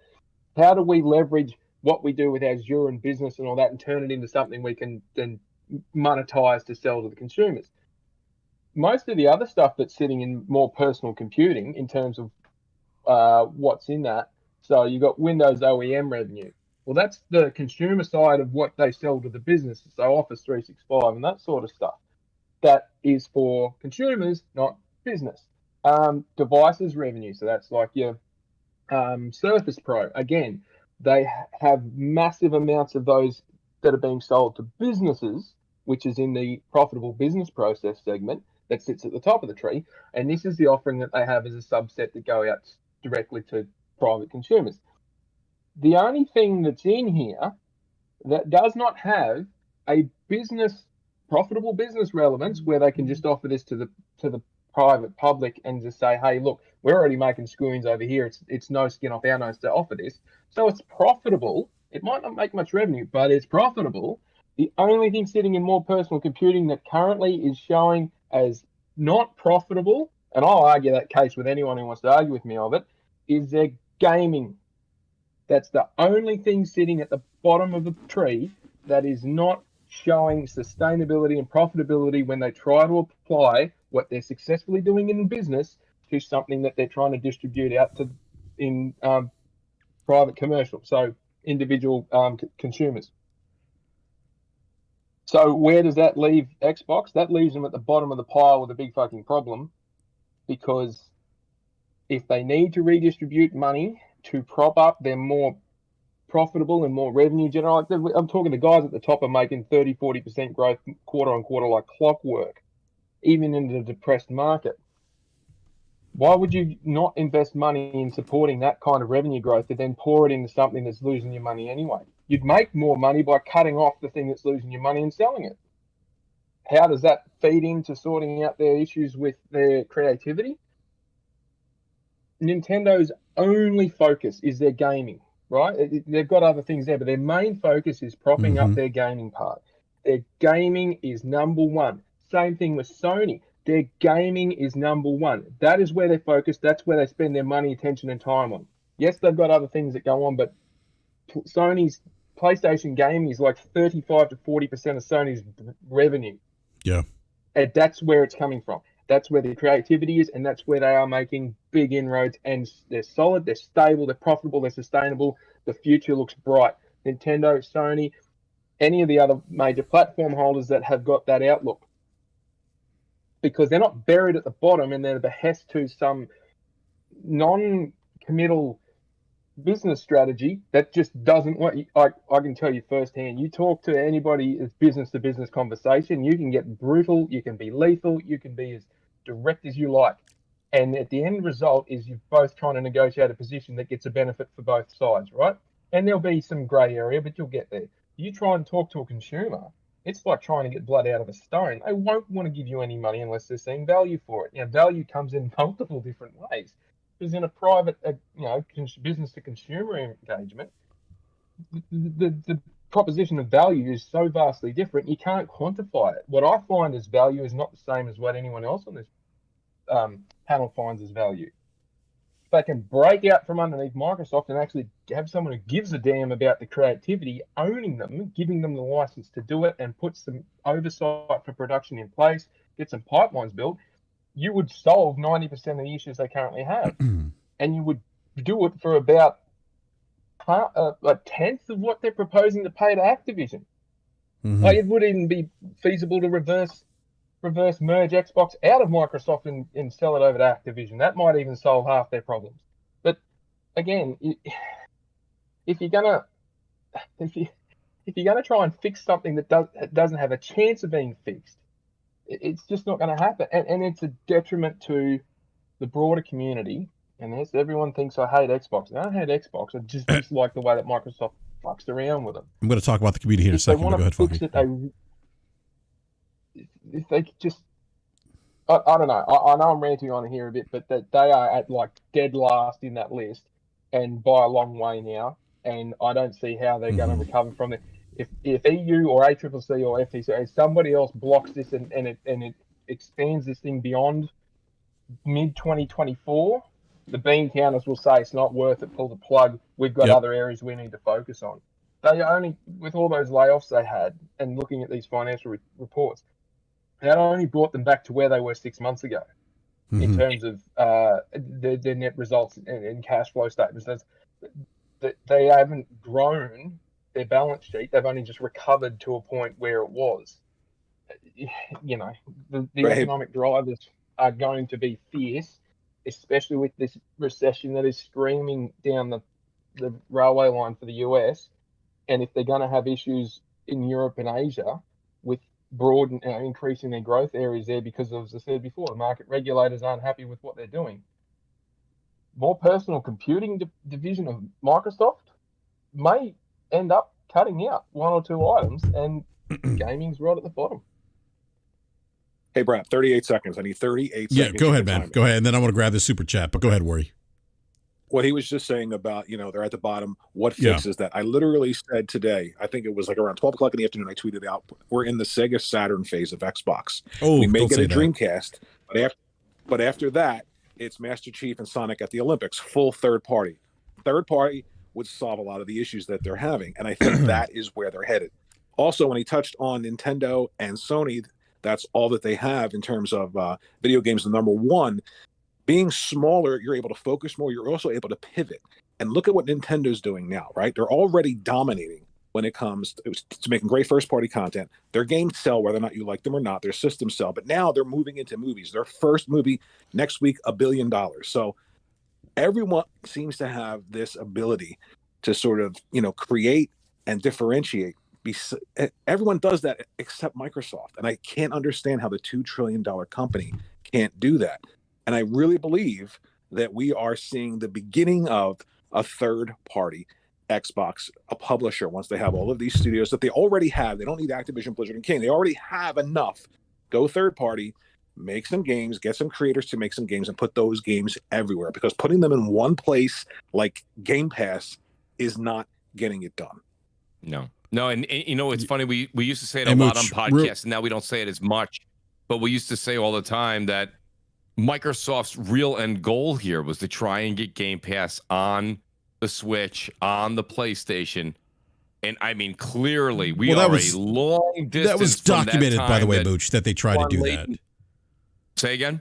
Microsoft, I mean, the Epic Apple deal, that was actually revealed that Phil Spencer was trying to get Game Pass onto PlayStation's platform. No, you're right. But I'm saying we used to talk about it a lot before even those files came out. What I'm saying to you is we're at a point now where I think Jim Ryan would literally come out and say over my dead body at this point. You know what I mean?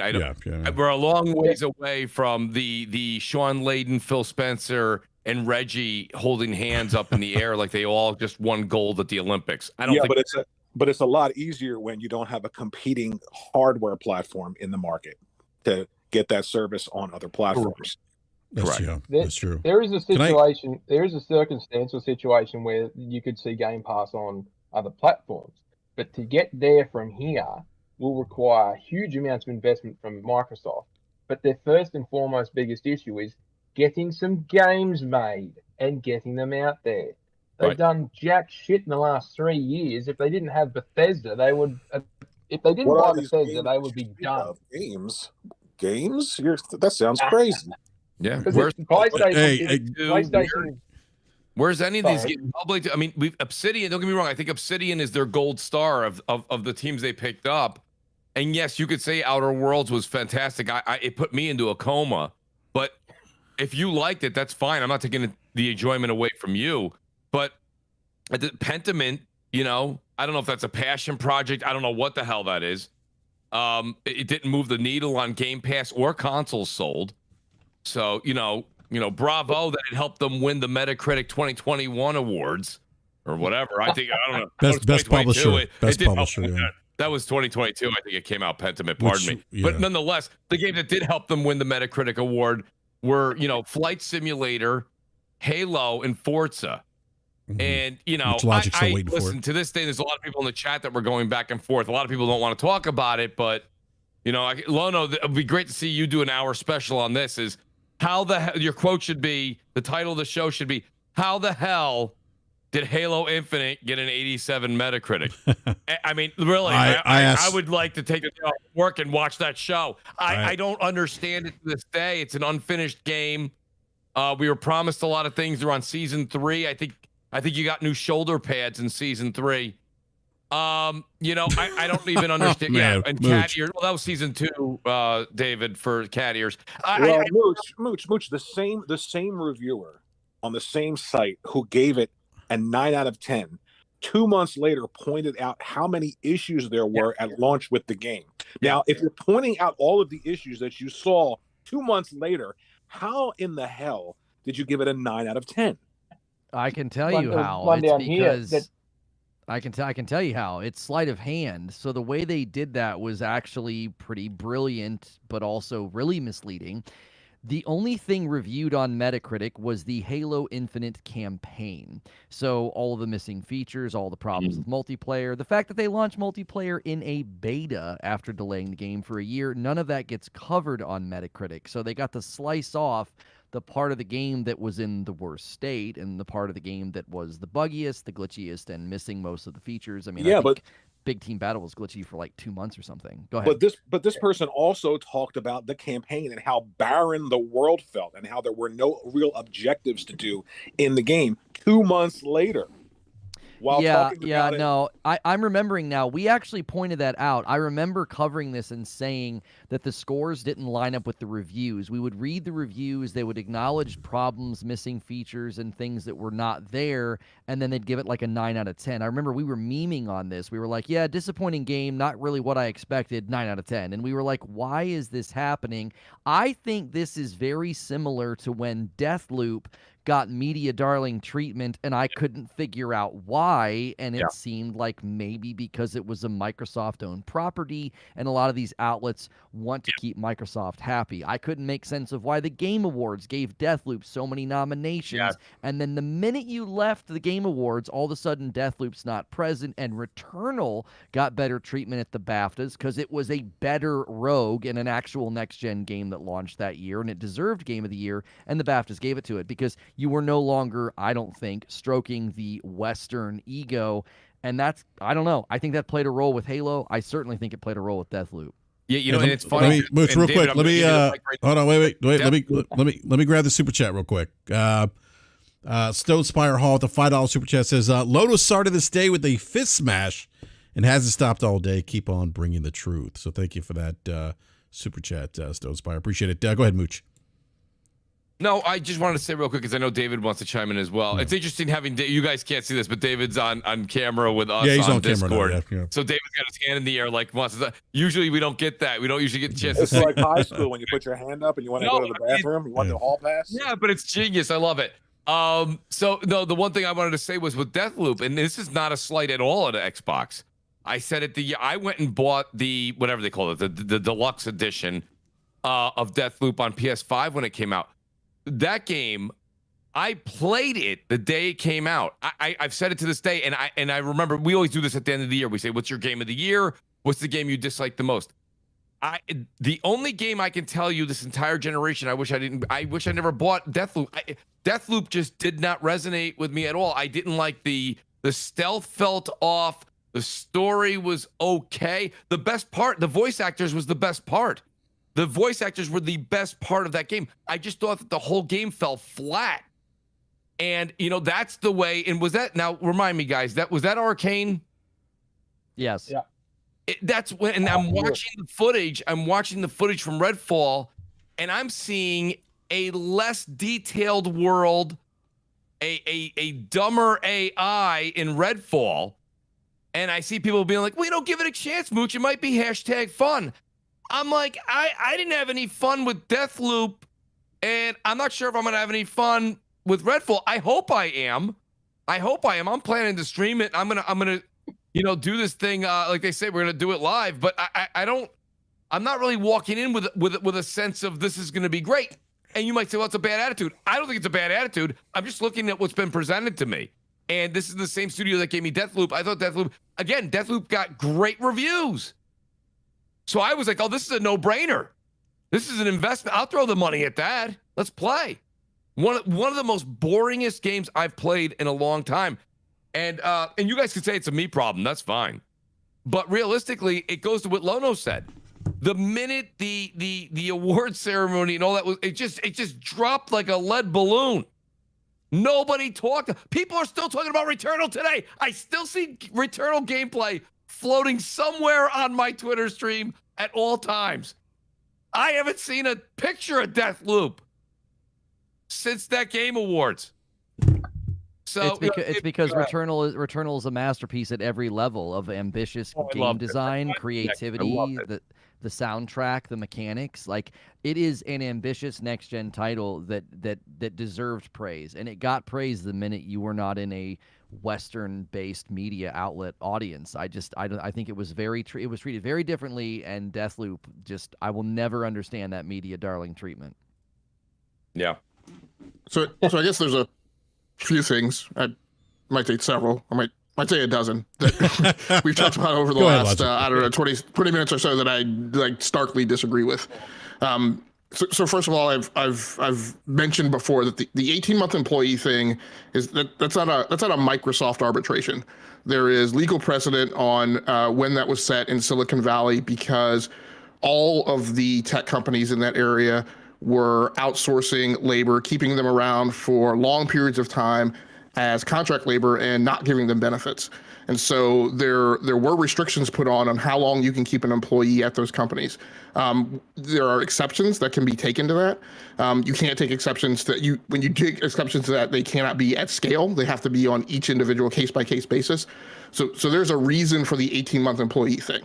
My only point on that is I wouldn't have a problem with pointing at the way in which that makes up a percentage of the gaming development force. That's a thing. That's a Microsoft choice.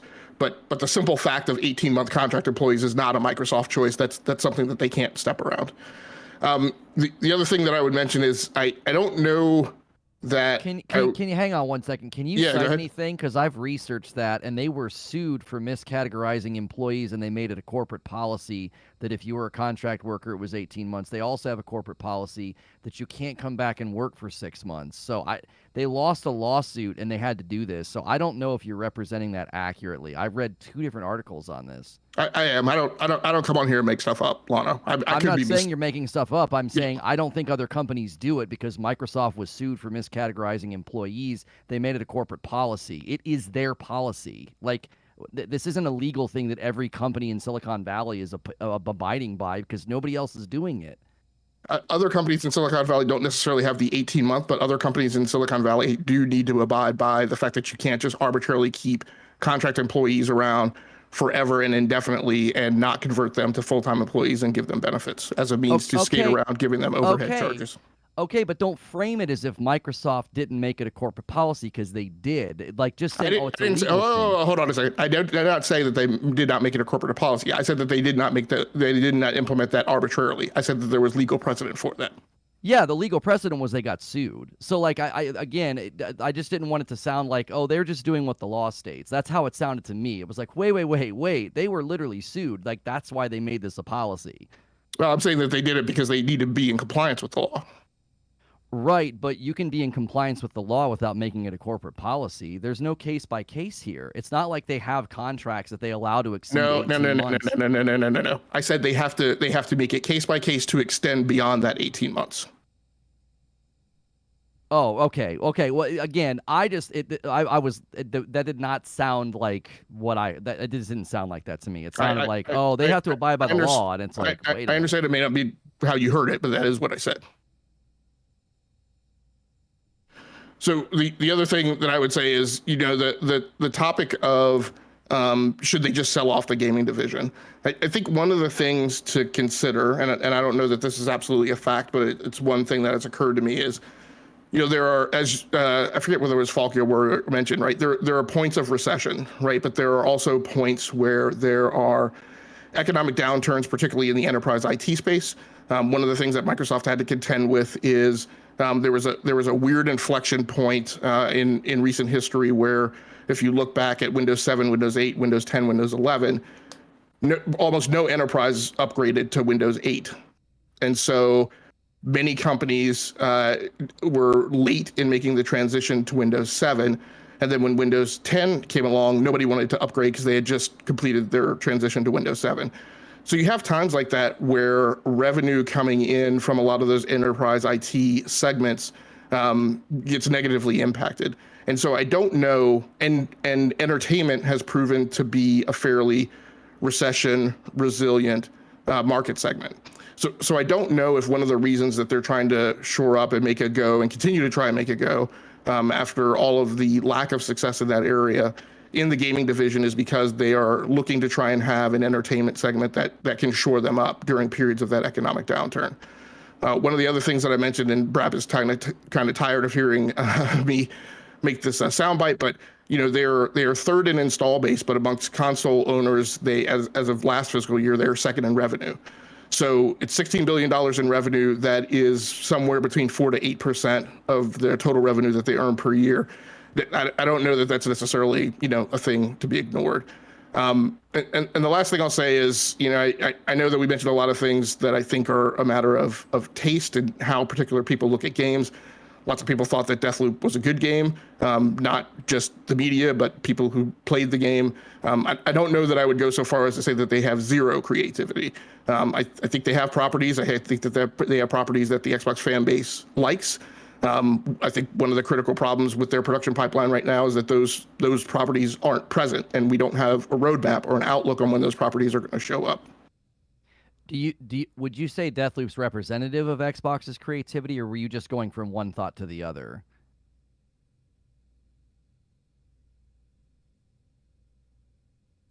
I'm not quite certain I understand that question, but the only thing I could say is that I think some people thought that Deathloop was a good game and they were happy to see it eventually show up on Game Pass.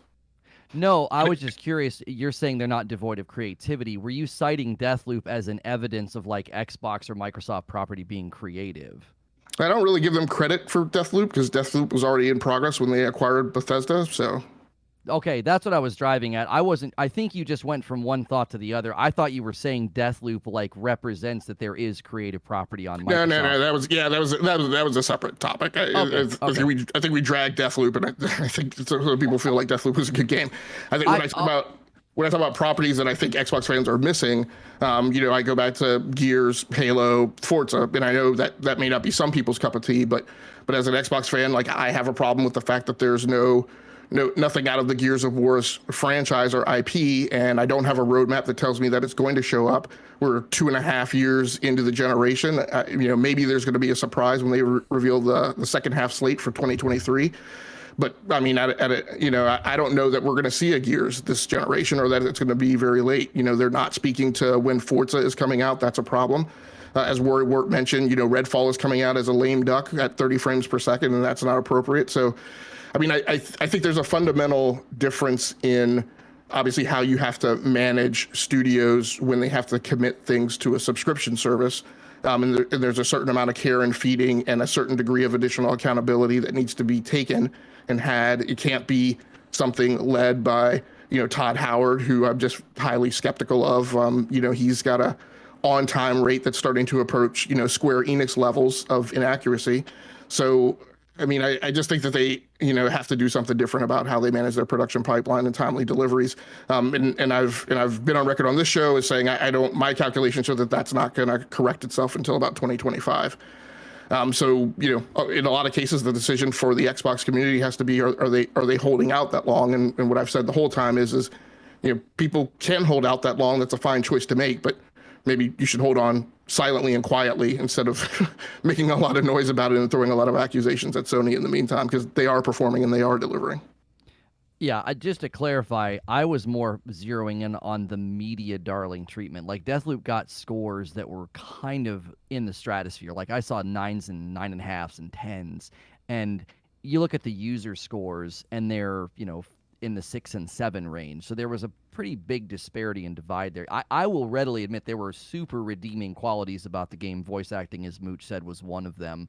Art design was stellar. Yes, I didn't feel like I played a masterpiece, a 9.5 or 10 out of 10 game. And that I was just kind of zeroing in on the media darling treatment. The users gave it praise, but it definitely didn't land as high as the review outlets gave it. No, and I don't disagree. I mean, I think my point was mainly that, you know, there are pieces, and this is unfortunately a common shtick of mine. There are pieces that we've talked about in this matter that are highly subjective and highly opinion based, and then there are pieces that we've talked about that are data oriented, fact based, and legal based. And I just wanted to kind of provide some even handedness and levity. I think there are, you know, there are good games in the portfolio, regardless of what the media says. There are games that the Xbox fan base enjoys and can enjoy. They may not necessarily reach the pinnacle of masterpiece level of some of those Sony games. You know, Returnal's a great game. Returnal's also, you know, roguelike, right, in a lot of its ways, and a lot of times people don't want to be bothered with that. Just by the same token, Hi-Fi Rush is a rhythm-based combat game, and lots of people don't want to be bothered with the rhythm-based stuff when they're playing a combat game. I personally don't. So my only comment was, you know, there were comments we made that were a matter of taste, and I think, you know, that doesn't necessarily resonate with everyone. And I think there are, you know, games that are available, but I absolutely agree. I've gone on tirades on this show multiple times about the problems with the production pipeline and the problems of, you know, release cadence and road mapping for Xbox. Yeah, and that's kind of been my frustration with the community's focus, hyper focus, and not everyone in the Xbox community, but part of my frustration has been that there isn't this accountability of Microsoft of, hey, you know, look, obviously they have games. We mentioned Pentiment. They've released some games, but one of my biggest criticisms is they marketed a $500 box to me, and I'm still waiting for that game that screams, this is why you paid $500 for that box. They just haven't done it. In terms of, you know, what we talked about in terms of creativity, old Xbox, if you go back to the original Xbox, the Xbox 360, and again, I've said it a million times on the show. I know I've said it on Crossfire Mooch.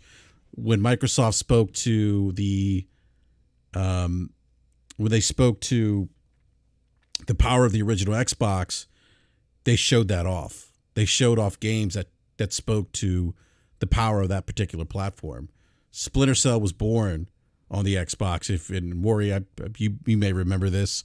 Remember when they first showed Splinter Cell and he talked about the shadow and lighting techniques? I remember Hideo Kojima, actually. I remember seeing an article where he actually sat down and was playing Splinter Cell and was blown away by the fact that they were able to do these real-time shadows and things like that. And then you get all the way to Chaos Theory, where they introduced that big buzzword.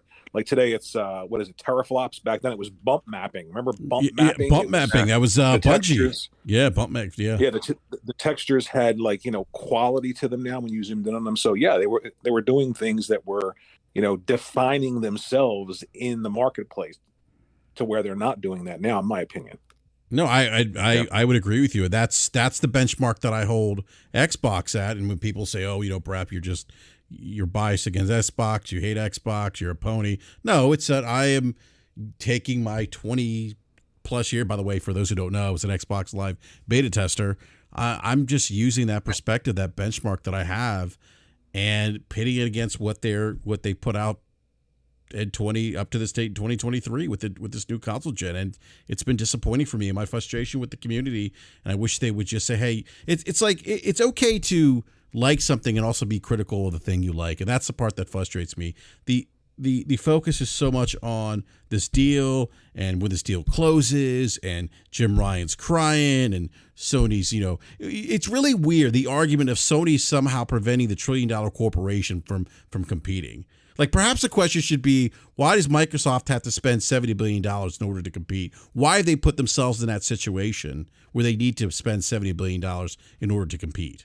That should be the question. I can't remember who said it. Because there was so many great points tonight. But, you know, basically it was the point to answer your question, BRAP, is because they want to kind of own the entire space, right? And in this case, the reason the CMA blocked it was because tonight's conversation started with cloud. So this is something that hasn't blown up yet. And I think Lono started with this, and I think that David elaborated on it, and Gamer Logic definitely added something to this too. But they're going to go out there and say, okay, listen, this is something that we're projecting is going to be massive in 10 years. So they're going out and they're literally trying to scoop up every single piece of it. So when and if this thing does become quite large, meaning the cloud-based service, whether it be for gaming or other things, they've already got a stranglehold on that market. And that's what the CMA, and maybe I'm really putting that into layman's terms, and I apologize if I am, but I think that's why they've legitimately taken a stance and said, wait a minute here now. If we are to follow through with this, we've really got to go through this, and we've got to, regulate this, and we'd have to be watching and overlooking this part of it. This may have to come out of the deal. You may have to sell this IP separately. There was a lot to it. So, but to answer your question, BRAP, it was because legitimately they want to own that market. And Worry had given me, me and Worry have had this conversation for a few months now. And it was the same thing that they kind of did with, Microsoft OS back in the day. And Worry's got a better analogy for it through the Microsoft chain, but it is what it is. I think that's their game plan. And we aren't seeing creativity. We're not. And the one thing I'll be keeping an eye on, and I'm not asking you guys, there's a couple of people in the chat that are big Xbox fans, and I say enjoy your console, enjoy the games, but I will be watching to see how Forza Motorsport releases. Will it releases a full game, or will they say here's 6 or 7 tracks, more tracks to follow in 24? Stay tuned. What is it we're getting here with Game Pass? I understand that Starfield may be a complete game, but it may launch. There's these are rumors, guys. They're saying could launch at 30 frames, could launch buggy. That's a Bethesda thing they're saying, and maybe not be at a top quality, even though it's had all these years to cook. And the same thing can be said for Halo. Halo 5 came out in 2015. Halo Infinite was supposed to come out in 2020. They got an extra year. I don't know about you guys at work, but even if I ask for a bit of an extension on a presentation, I don't get a year. So No, you when get it a pink comes down slip. to it's what it is. And Froggy T Wright in the chat, he goes, more mooch concern trolling. Froggy, what are you playing? Froggy Try not to ride it with Halo, Forza, or Gears. Froggy Love Simulator. Froggy Froggy came home tonight and he played 17 hours of Flight Simulator. Froggy I apologize for trolling. Froggy doesn't like criticism of Xbox, but yet he comes here weekly. But we appreciate the support, Froggy. And I appreciate Froggy being here. Yeah, and I do too. But that's David. Go ahead, please. Oh, so I was just going to touch in on a few points, if I may, or if you still got some you want to let. No, go ahead, David. I'm all set. I appreciate you letting me go off. Oh, no, you're right. If I may have 5 minutes. Again, touching on everything that we've been talking about, the first thing I'll pose this question, I'll talk about other stuff, and then I'll come back to it. The impact of Game Pass on creativity and all the rest of it. Well, and what you said about the quality of the games and all the rest of it, and we've talked about it, and I've said a few times, Game Pass is where good ideas go to die, but give some credit. I'll pose this question, and I'll say some other stuff and come back to it. Ask yourself if Game Pass is what they want it to be, based on what everyone seems to say it is, and clearly by the last financials is not. But if Game Pass is where the big day and date games are going to go, you need to figure out how, if that's the future, and the cloud and all the rest of it is the future, whether it's streaming or on a console, local access, doesn't matter how it is. How are they going to make money out of it? Because they're not going to give up what they're currently able to make, which is about $16 billion. They're not going to give up that revenue stream. They might surrender on the profitability on it, but they're not going to give up that revenue stream for the sake of chasing something if they don't think they're going to make more. Because that's just insanity, right? So how are they going to make money with this thing? It's either through subscriptions, microtransactions, or advertising. So just think about that for a little minute, and what you would be prepared to accept if this is the future that they wanting to have to be able to lay out there, because that's how they do it with their business side. It's through additional purchases, microtransactions, or advertising bits and pieces. But to touch on a couple of other things before I come back to it, media companies and their unabashed games that they pick to be darlings. I just remind people that a lot of these massive publications are spending big dollars on Microsoft products, and they get favorable pricing for it. So keep that in mind when you start wondering why is there a financial incentive? Yes. It comes in the form of a discount when you renew your licenses. The ratings on Metacritic, I've seen ratings where they say the potential of this game warrants XYZ. There's a place in Australia that gave Halo Infinite a 10 out of 10 based on stuff that hadn't even been confirmed yet, but they expected it to be there. They then 3 months later went back and reviewed it down to a 7 out of 10 based on what had happened because Forge and the rest of it weren't going to be part of the first year release. But they only updated it on their score. They didn't update it at Metacritic. So again, believe Metacritic at your own risk. But there's no benchmarking for reviews, and I've been on the record about this before. Any media company can give any kind of review based off what they think the reviewer wants to say, or the rest of it. Look, until there is a benchmark or there's a set of criteria that a game should be reviewed against that underpins the numerical way of giving it out of 10 or out of 100 or whatever we want to do. Until there's a benchmark for it to mark them back against, giving something a number seems asinine. I much rather prefer those that review games and say, hey, look, if you like this game, or this game, then you'll like this. Because straight away, it's giving me a broader idea about, I know what genre the game is because the mob that made it, the people who made it tell me what genre it is, and the reviewer's giving me some key points about what they enjoyed about it and what they didn't enjoy. But I can then make the determination for myself.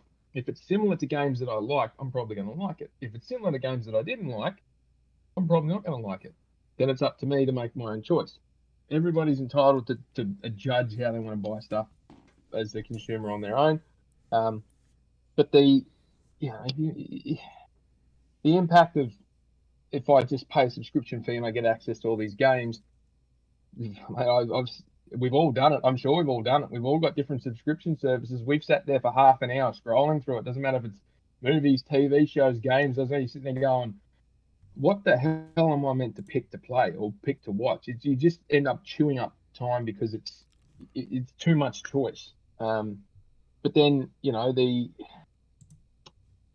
it's each to their own, I guess, in working out what represents value for yourself. As Mooch was saying, if you've got an Xbox and you're happy playing those games, then, hey, and you got the dollar deals stacked up, good on you. You'd be mad to not have taken advantage of that. If that's where your friends are playing and that's what you're playing and you're happy playing those games, well, more power to you. It shouldn't matter where you're doing it as long as you're enjoying yourself and having a good time. The critiques, I suppose, that people like us on the panel, I'm speaking freely here, I'm not speaking on behalf of everyone else, but for myself, we critique this stuff because we were there when it was at the beginning and we've seen them at their best and we know what they're capable of, and given the situation and the resources they've got access to, it drives us all up the wall like you wouldn't believe, that they just seem to be forever fumbling this thing on the 5-yard line. It drives me nuts. But again, I'll circle back to it. If you're happy with what you've got, that's great, but think about going forward, and this is what the CMA is referring to as well with their blocking of this.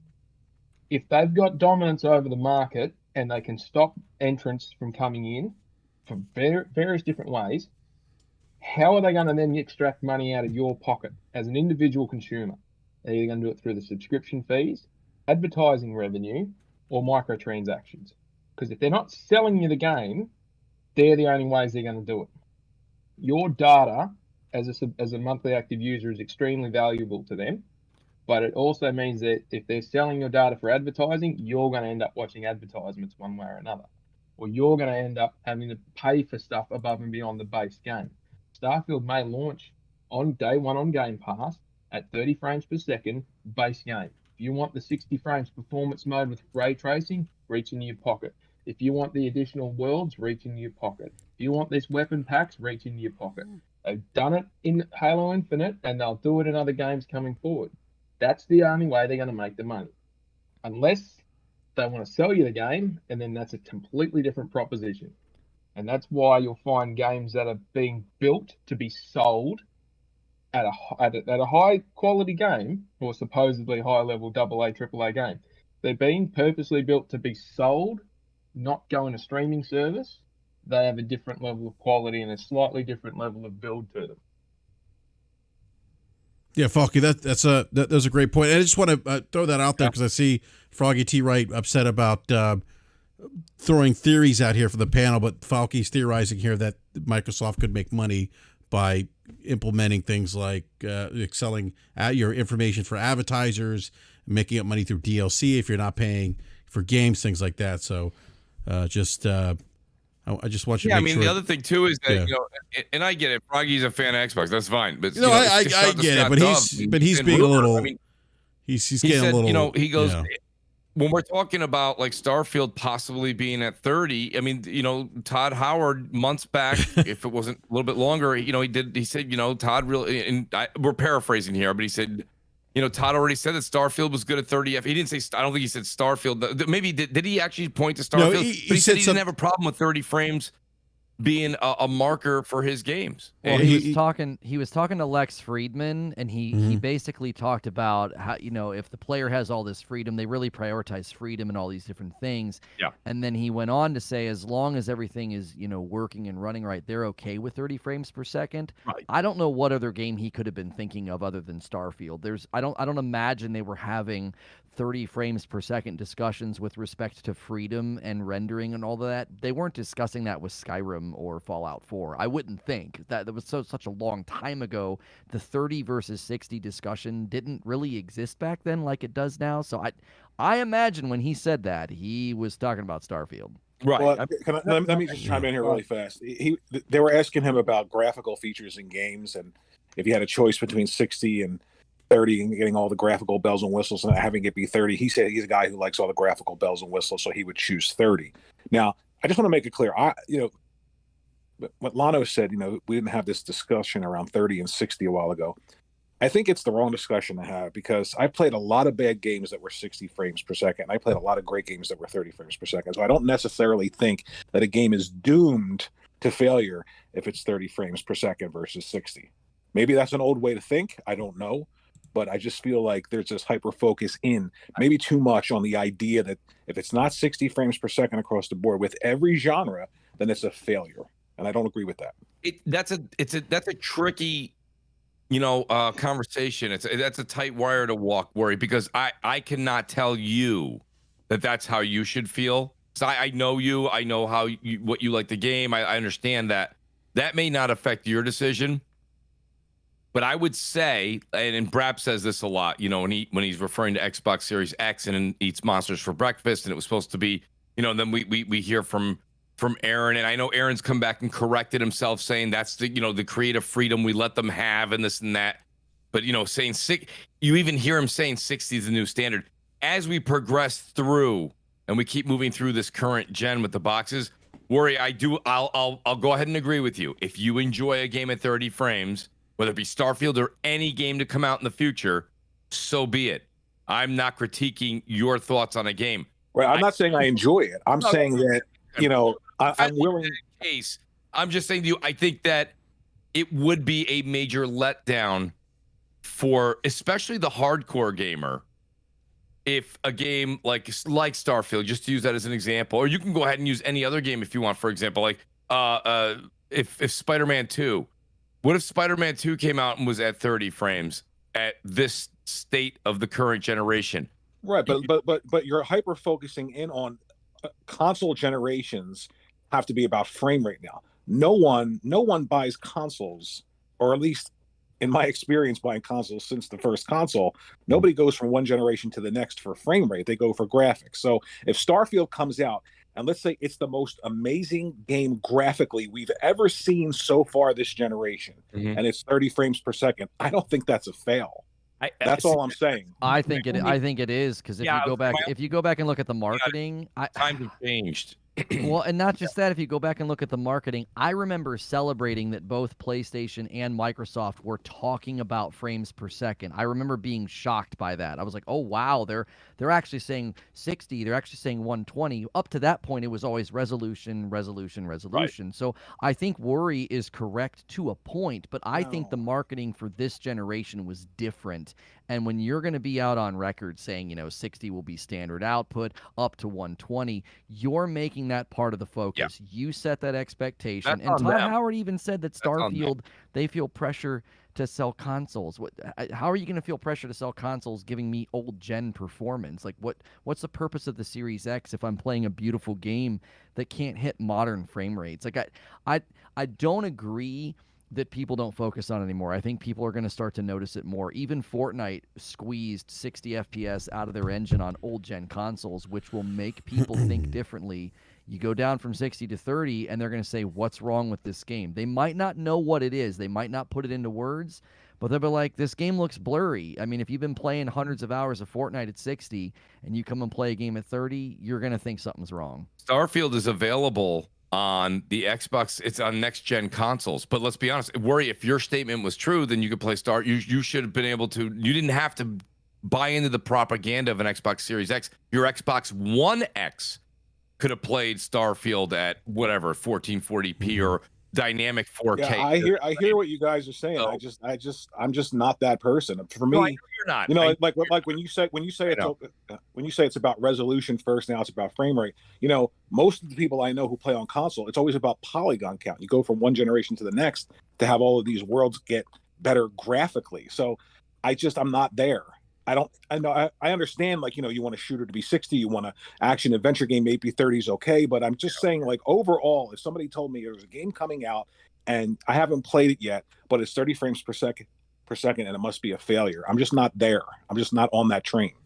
I mean, I see Rory's point, and in large part I agree. I mean, I've always said 30 for any singular factor of a game, any singular parameter, any singular characteristic in my mind is not a reason to condemn a game.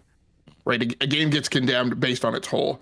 We go back to the Gotham Knights conversation of last year. It was condemned out of the gates because of 30 frames per second. That game went on to be the number 7 selling game on the MPD charts in the U.S. So that's a question mark, right? I always forget the name of this game. What's the big Xbox game that everybody talks about? The Requiem. Plague Tale. Plague Tale Requiem, which lots of people enjoyed and reviewed well and received pretty decent critical reception, right? But the caveat is, I will say, as a person who plays a lot of shooters, 30 frames per second is just flat out unacceptable for a shooter. Well, think about it. What Worry's saying, I get, but Worry, let me put it in a different context. So, The Dark Knight, right? Really critically acclaimed movie, this and that. If you were to not watch that on a flat screen, not even an OLED. Yeah, but you're talking about two different things now. You're talking about resolution again. And you're talking about a passive media versus. I'm talking about your eyes. I was gonna say if you watch The Dark Knight on a tube set, okay, from the late '90s, versus what you have in your living room today, that does like you said, it doesn't mean the movie sucked. It's still a very good movie. But that's not a 30 to 60 frames per second. It's not exactly an apples to apples. Your impression of the game. So when you're playing a game of 60 frames, it feels different. It feels different. I understand that. It feels different. But so does playing a game that graphically looks better than anything else that you've been playing. And because of the fact that you're on a closed system like a console, they're going to make concessions. Do you want a great looking game like Horizon Burning Shore, or do you want to go to that frame rate mode, which lowers the graphics and the effects and stuff like that? That's fine. The only point I'm making, though, is if you are hyper focused in, like Gamer Logic said, on one specific piece of a whole product and using that one specific as a judgment factor, I'm not on that train with you. Okay. Yeah, you don't have to get on that train, but you said it yourself a second ago. We are at a point right now where the option should be there. 4K 30, there, okay, or 1440p or dynamic of some sort resolution, 60 frames. That's fine. Yeah, and the consumer mindset's changing. I don't the Gotham Knights example. I mean, the scores are atrocious, and it didn't chart as the best-selling game of 2022. I don't know. What were you referring to? Just that month, Logic, or because for the year it didn't chart? It did very poorly. No, in the U.S. I mean, I'll go back and pull the reference again, but in the U.S. it sold pretty well. Okay, yeah, I was top 10 U.S. games of last year. It wasn't on the top 10. I mean, and again, Gotham, the DC comic pull. I mean, it might have sold well, but I don't think it did as well as it would have. I think they really got hurt by the PR. I think gamers are thinking differently now, and I think what Worry is saying makes sense. There are people that say, the game's not a failure if it's at 30. And I think we have to qualify what we mean by that. The game can still be wonderful and have all these great parts and all these great ideas within it. But if you are a next gen sort of banner title, if this is supposed to be a flagship title, it's a failure in that regard. It's not any longer a flagship title for the Xbox Series X. It's failing in that regard. You can't promise 60 standard up to 120 and deliver 30. That is a joke I actually think just from basic marketing expectation setting perspective. So the game's not a failure, but it's failing to deliver what it should as a flagship next gen title. Right. Yeah, I wasn't aware that they promised that or they said 60, 120. But I'm saying my point of view is look at Redfall now as an example, right? Redfall graphically looks like a late gen Xbox 360 game. So you can say that's a failure too, you know what I mean? Versus the frame rate issue. I'm just saying, for me, I'm looking at everything. So like you referenced Gotham Knights, I don't know if anybody's played that game on the panel. That's a really fun game. It really is a fun game. And 30 frames per second, maybe it's just me, maybe I'm old, it just did not bother me. So I'm just looking at things based on the totality of the experience. I'm not saying, okay, if you want it to be 60 and it's not, it's a failure somehow. If that's your barometer for this generation that we're in now, great. I'm just saying that if you purchase a video game and your instant reaction is what is the minutia rather than the macro, what's the micro versus the macro, I'm not on that train. Worry, we went through this last gen. The thing where I think your argument holds a lot of water is really in the resolution camp, okay? Because resolution, the beauty's in the eye of the beholder. But when it comes down to frames, it feels different. You could say you don't care about the foliage looking a certain way in a game, and it doesn't matter if it's actually true 4K and it's really 1800p or 1400p or less or 1080p. That's fine. That's something that you can only say you as the person looking through your own eyes, how you enjoy the game. But when it does come to frame rate, when you add in the fact that this generation was promising 60 frames or better, and then it is a feel thing. It's not just a look thing. The game feels different. And if you've ever played, and you have, games that give you the option between the 4K 30 and then the 1440p 60, you could say, hey, Mooch, 9 out of 10 times or 10 out of 10 times I pick 4K 30. That's a you preference, and I respect it. I'm not even going to say I can't say you're wrong, but there's a feel that's different. And the people that are in the chat that are responding, and I'll speak for myself, that feel is something that is very hard it feels very sticky to play the game that's at 30 frames. Like for Horizon Forbidden West Burning Shores, I believe I played that on a balanced Mooch, performance. I couldn't even do balancement on that game. Why either do a balance or performance, which the balance is trying to give you the best of both worlds, but sometimes doesn't really work out. No, I played I played Harry Potter in the performance mode.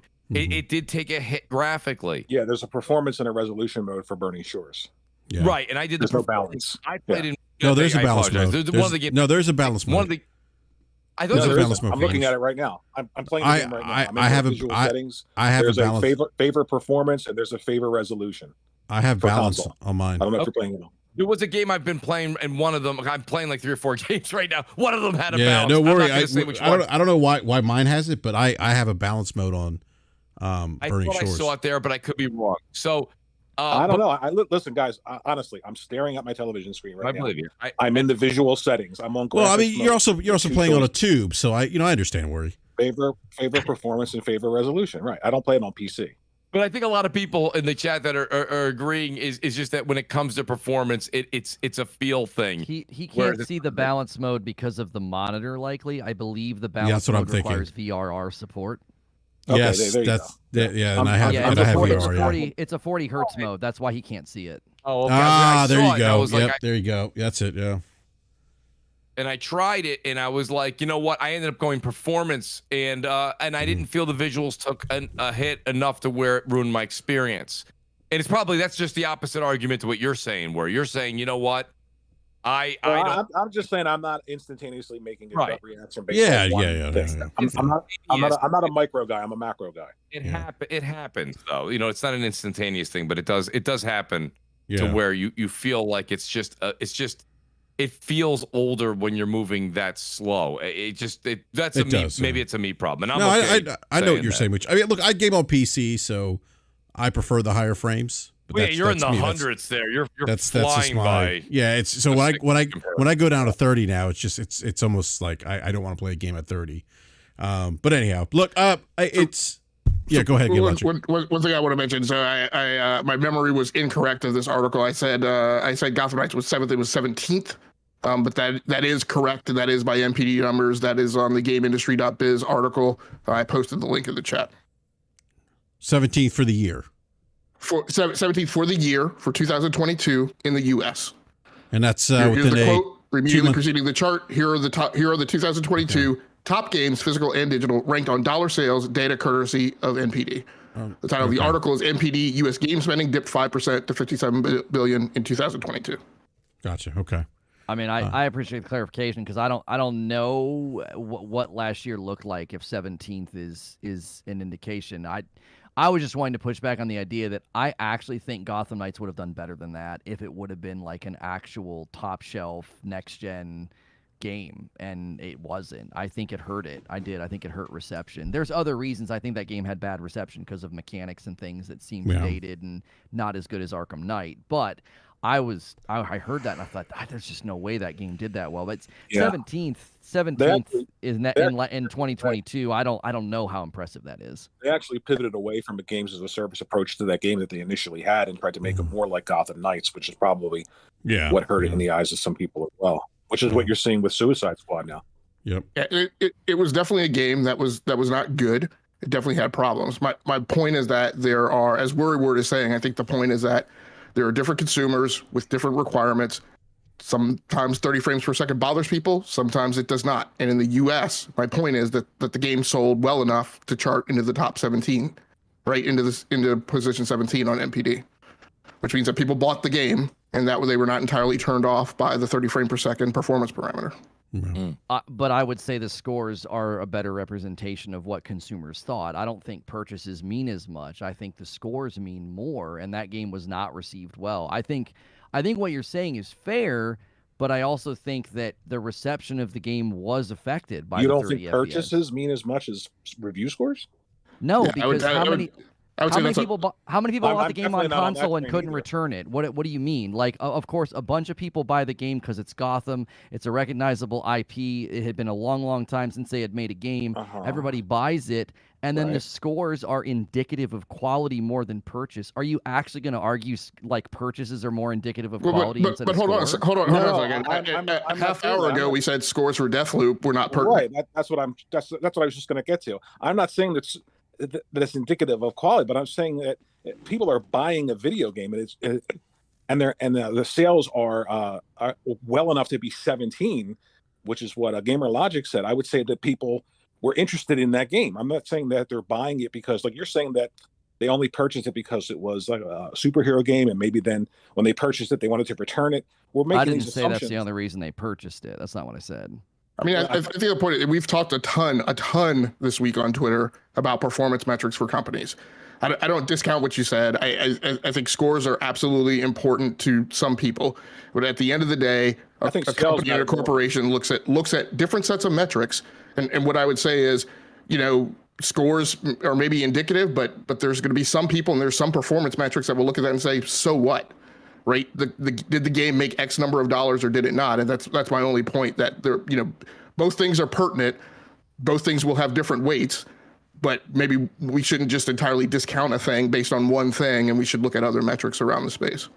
Right, and sales are not indicative of what people thought of the game, and that was the point I was trying to make, is a game can sell very well. Look at Cyberpunk as an example. Commercial sales are not indicative of the quality of the item, and if a game's performing poorly, that will be reflected in the review scores. And I'm telling you, 30 FPS will affect a game's reception at this point because the bar and the barometer of the hive mind of the consumer has changed. And I believe we've seen that with the scores of games like Gotham Knights. So yes, it sold well, 17th, but that's not indicative of the game's quality. The scores from the users are indicative of the game's quality, especially how fast it fell off the charts. It was fine in October, November, and then fell off in December. So that's what I was trying to point out is sales are not a repudiation of what we were trying to say, which was people think differently now. And if you land at 30 frames per second, like a game can sell like hotcakes, and then everybody plays it, realizes it runs very poorly, and leaves it a bad score. You can't turn around and be like, well, look how well Cyberpunk sold. That's indicative of the game's quality. No, it's not. Cyberpunk was a disaster at launch. But I think maybe what Horror and I have been trying to convey is that when you look at things holistically, right? A Plague's Tale Requiem, again, I go back to 30 frames per second, but generally considered a good game. Gotham Knights was not a bad game solely because it was 30 frames per second. It was a bad game because of multiple issues with that title. People didn't like traversal. People had problems with the combat. There were multiple problems with the title, not just the 30 frames per second.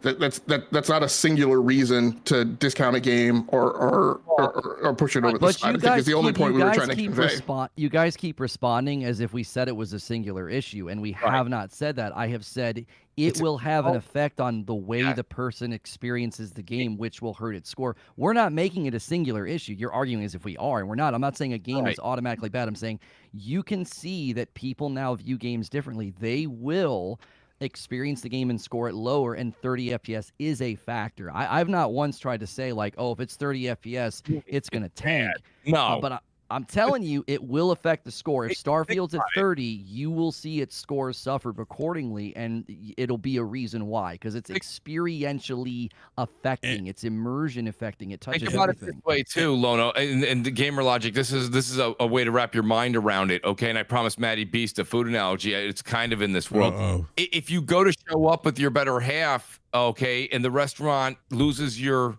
reservation, they don't have your reservation when you show up. Okay, then you sit down, they don't bring any bread. The waiter takes at least 15 minutes to get your drink order. And then on top of that, the food sucks. When you go to leave and they go, how was your experience? You're going to say it was awful. And then they're going to ask you, what really bothered you? Well, the 30 frames in my world is the food sucking. You know what I mean? Like that would be the one. It would be like, don't get me wrong. There's other elements, like you said, gamer logic, that were wrong with the game. Like they lost your reservation. You had to wait for a table. The bread never came. Took 20 minutes to get a drink. There's other things that can go wrong with the game. But if the food is not good, and that's the gameplay experience, that's generally the first thing you're going to write or talk about or ding them in a review for. Mm-hmm. So that's what I think Lono was really kind of getting the point. Is he agrees that there's others. And Lono, I apologize. I really shouldn't speak for you. I'll speak for myself. I'm saying there's other elements that can make a game score poorly.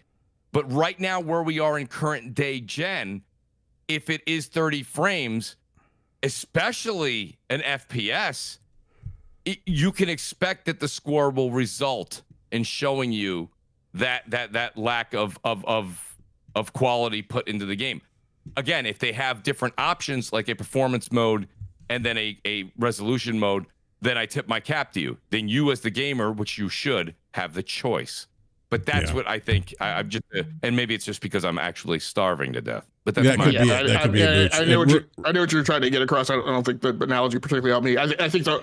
I mean, at the end of the day, I was just going to tell Lono, I think we violently agree. I think the point that Warrior and I felt where we were pushing back on is it came across soundly because of the emphasis on 30 frames per second, that was being isolated as a singular issue. And I think there are people, may not be you, who did discount the game for 30 frames per second. And I think the only thing we were trying to push across the line was the emphasis that it was a holistic view for other gamers in the market. Yeah. And speaking of food, Mooch.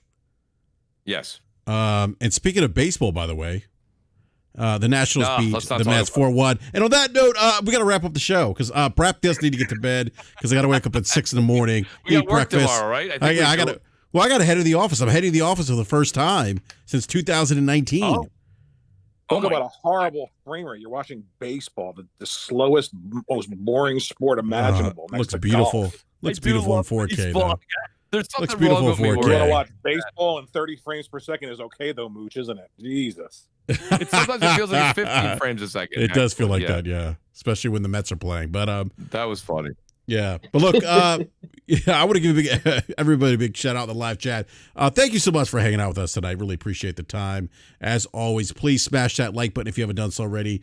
And if you're new to the show, subscribe, hit the bell notification so you're alerted when we go live. And I want to give a big shout out to the panel. Thank you so much, everyone on the panel, for joining us tonight. Really appreciate it. Falky, who's down under and the other side of the world, literally. Thank you, Falky, for joining us. We made it to Thursday. Humanity did, at least. So thank you for confirming that, as you always do when you're on BRAP.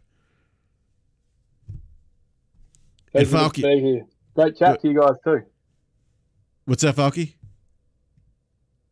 It's a pleasure to be here, and thanks for a great chat, too.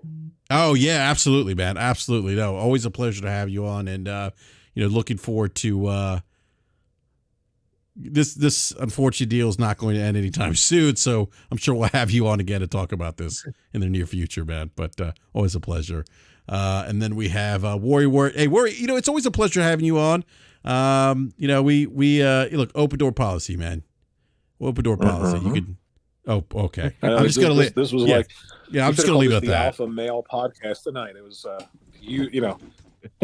everybody going back and forth. It was great. Hey, it was a great conversation, though. It's great. It's great to have dialogue. It's great to share different perspectives. As opposed to and by the way, big circle jerk. When you said the deal isn't going away anytime soon, it's done. It's over. It's over. I hope it. Yeah. There it is, Warrior. Yeah, there it is.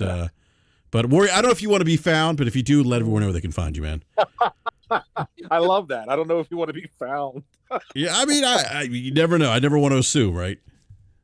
Yeah, right. Warrior Word Gamer on YouTube. Can't miss it.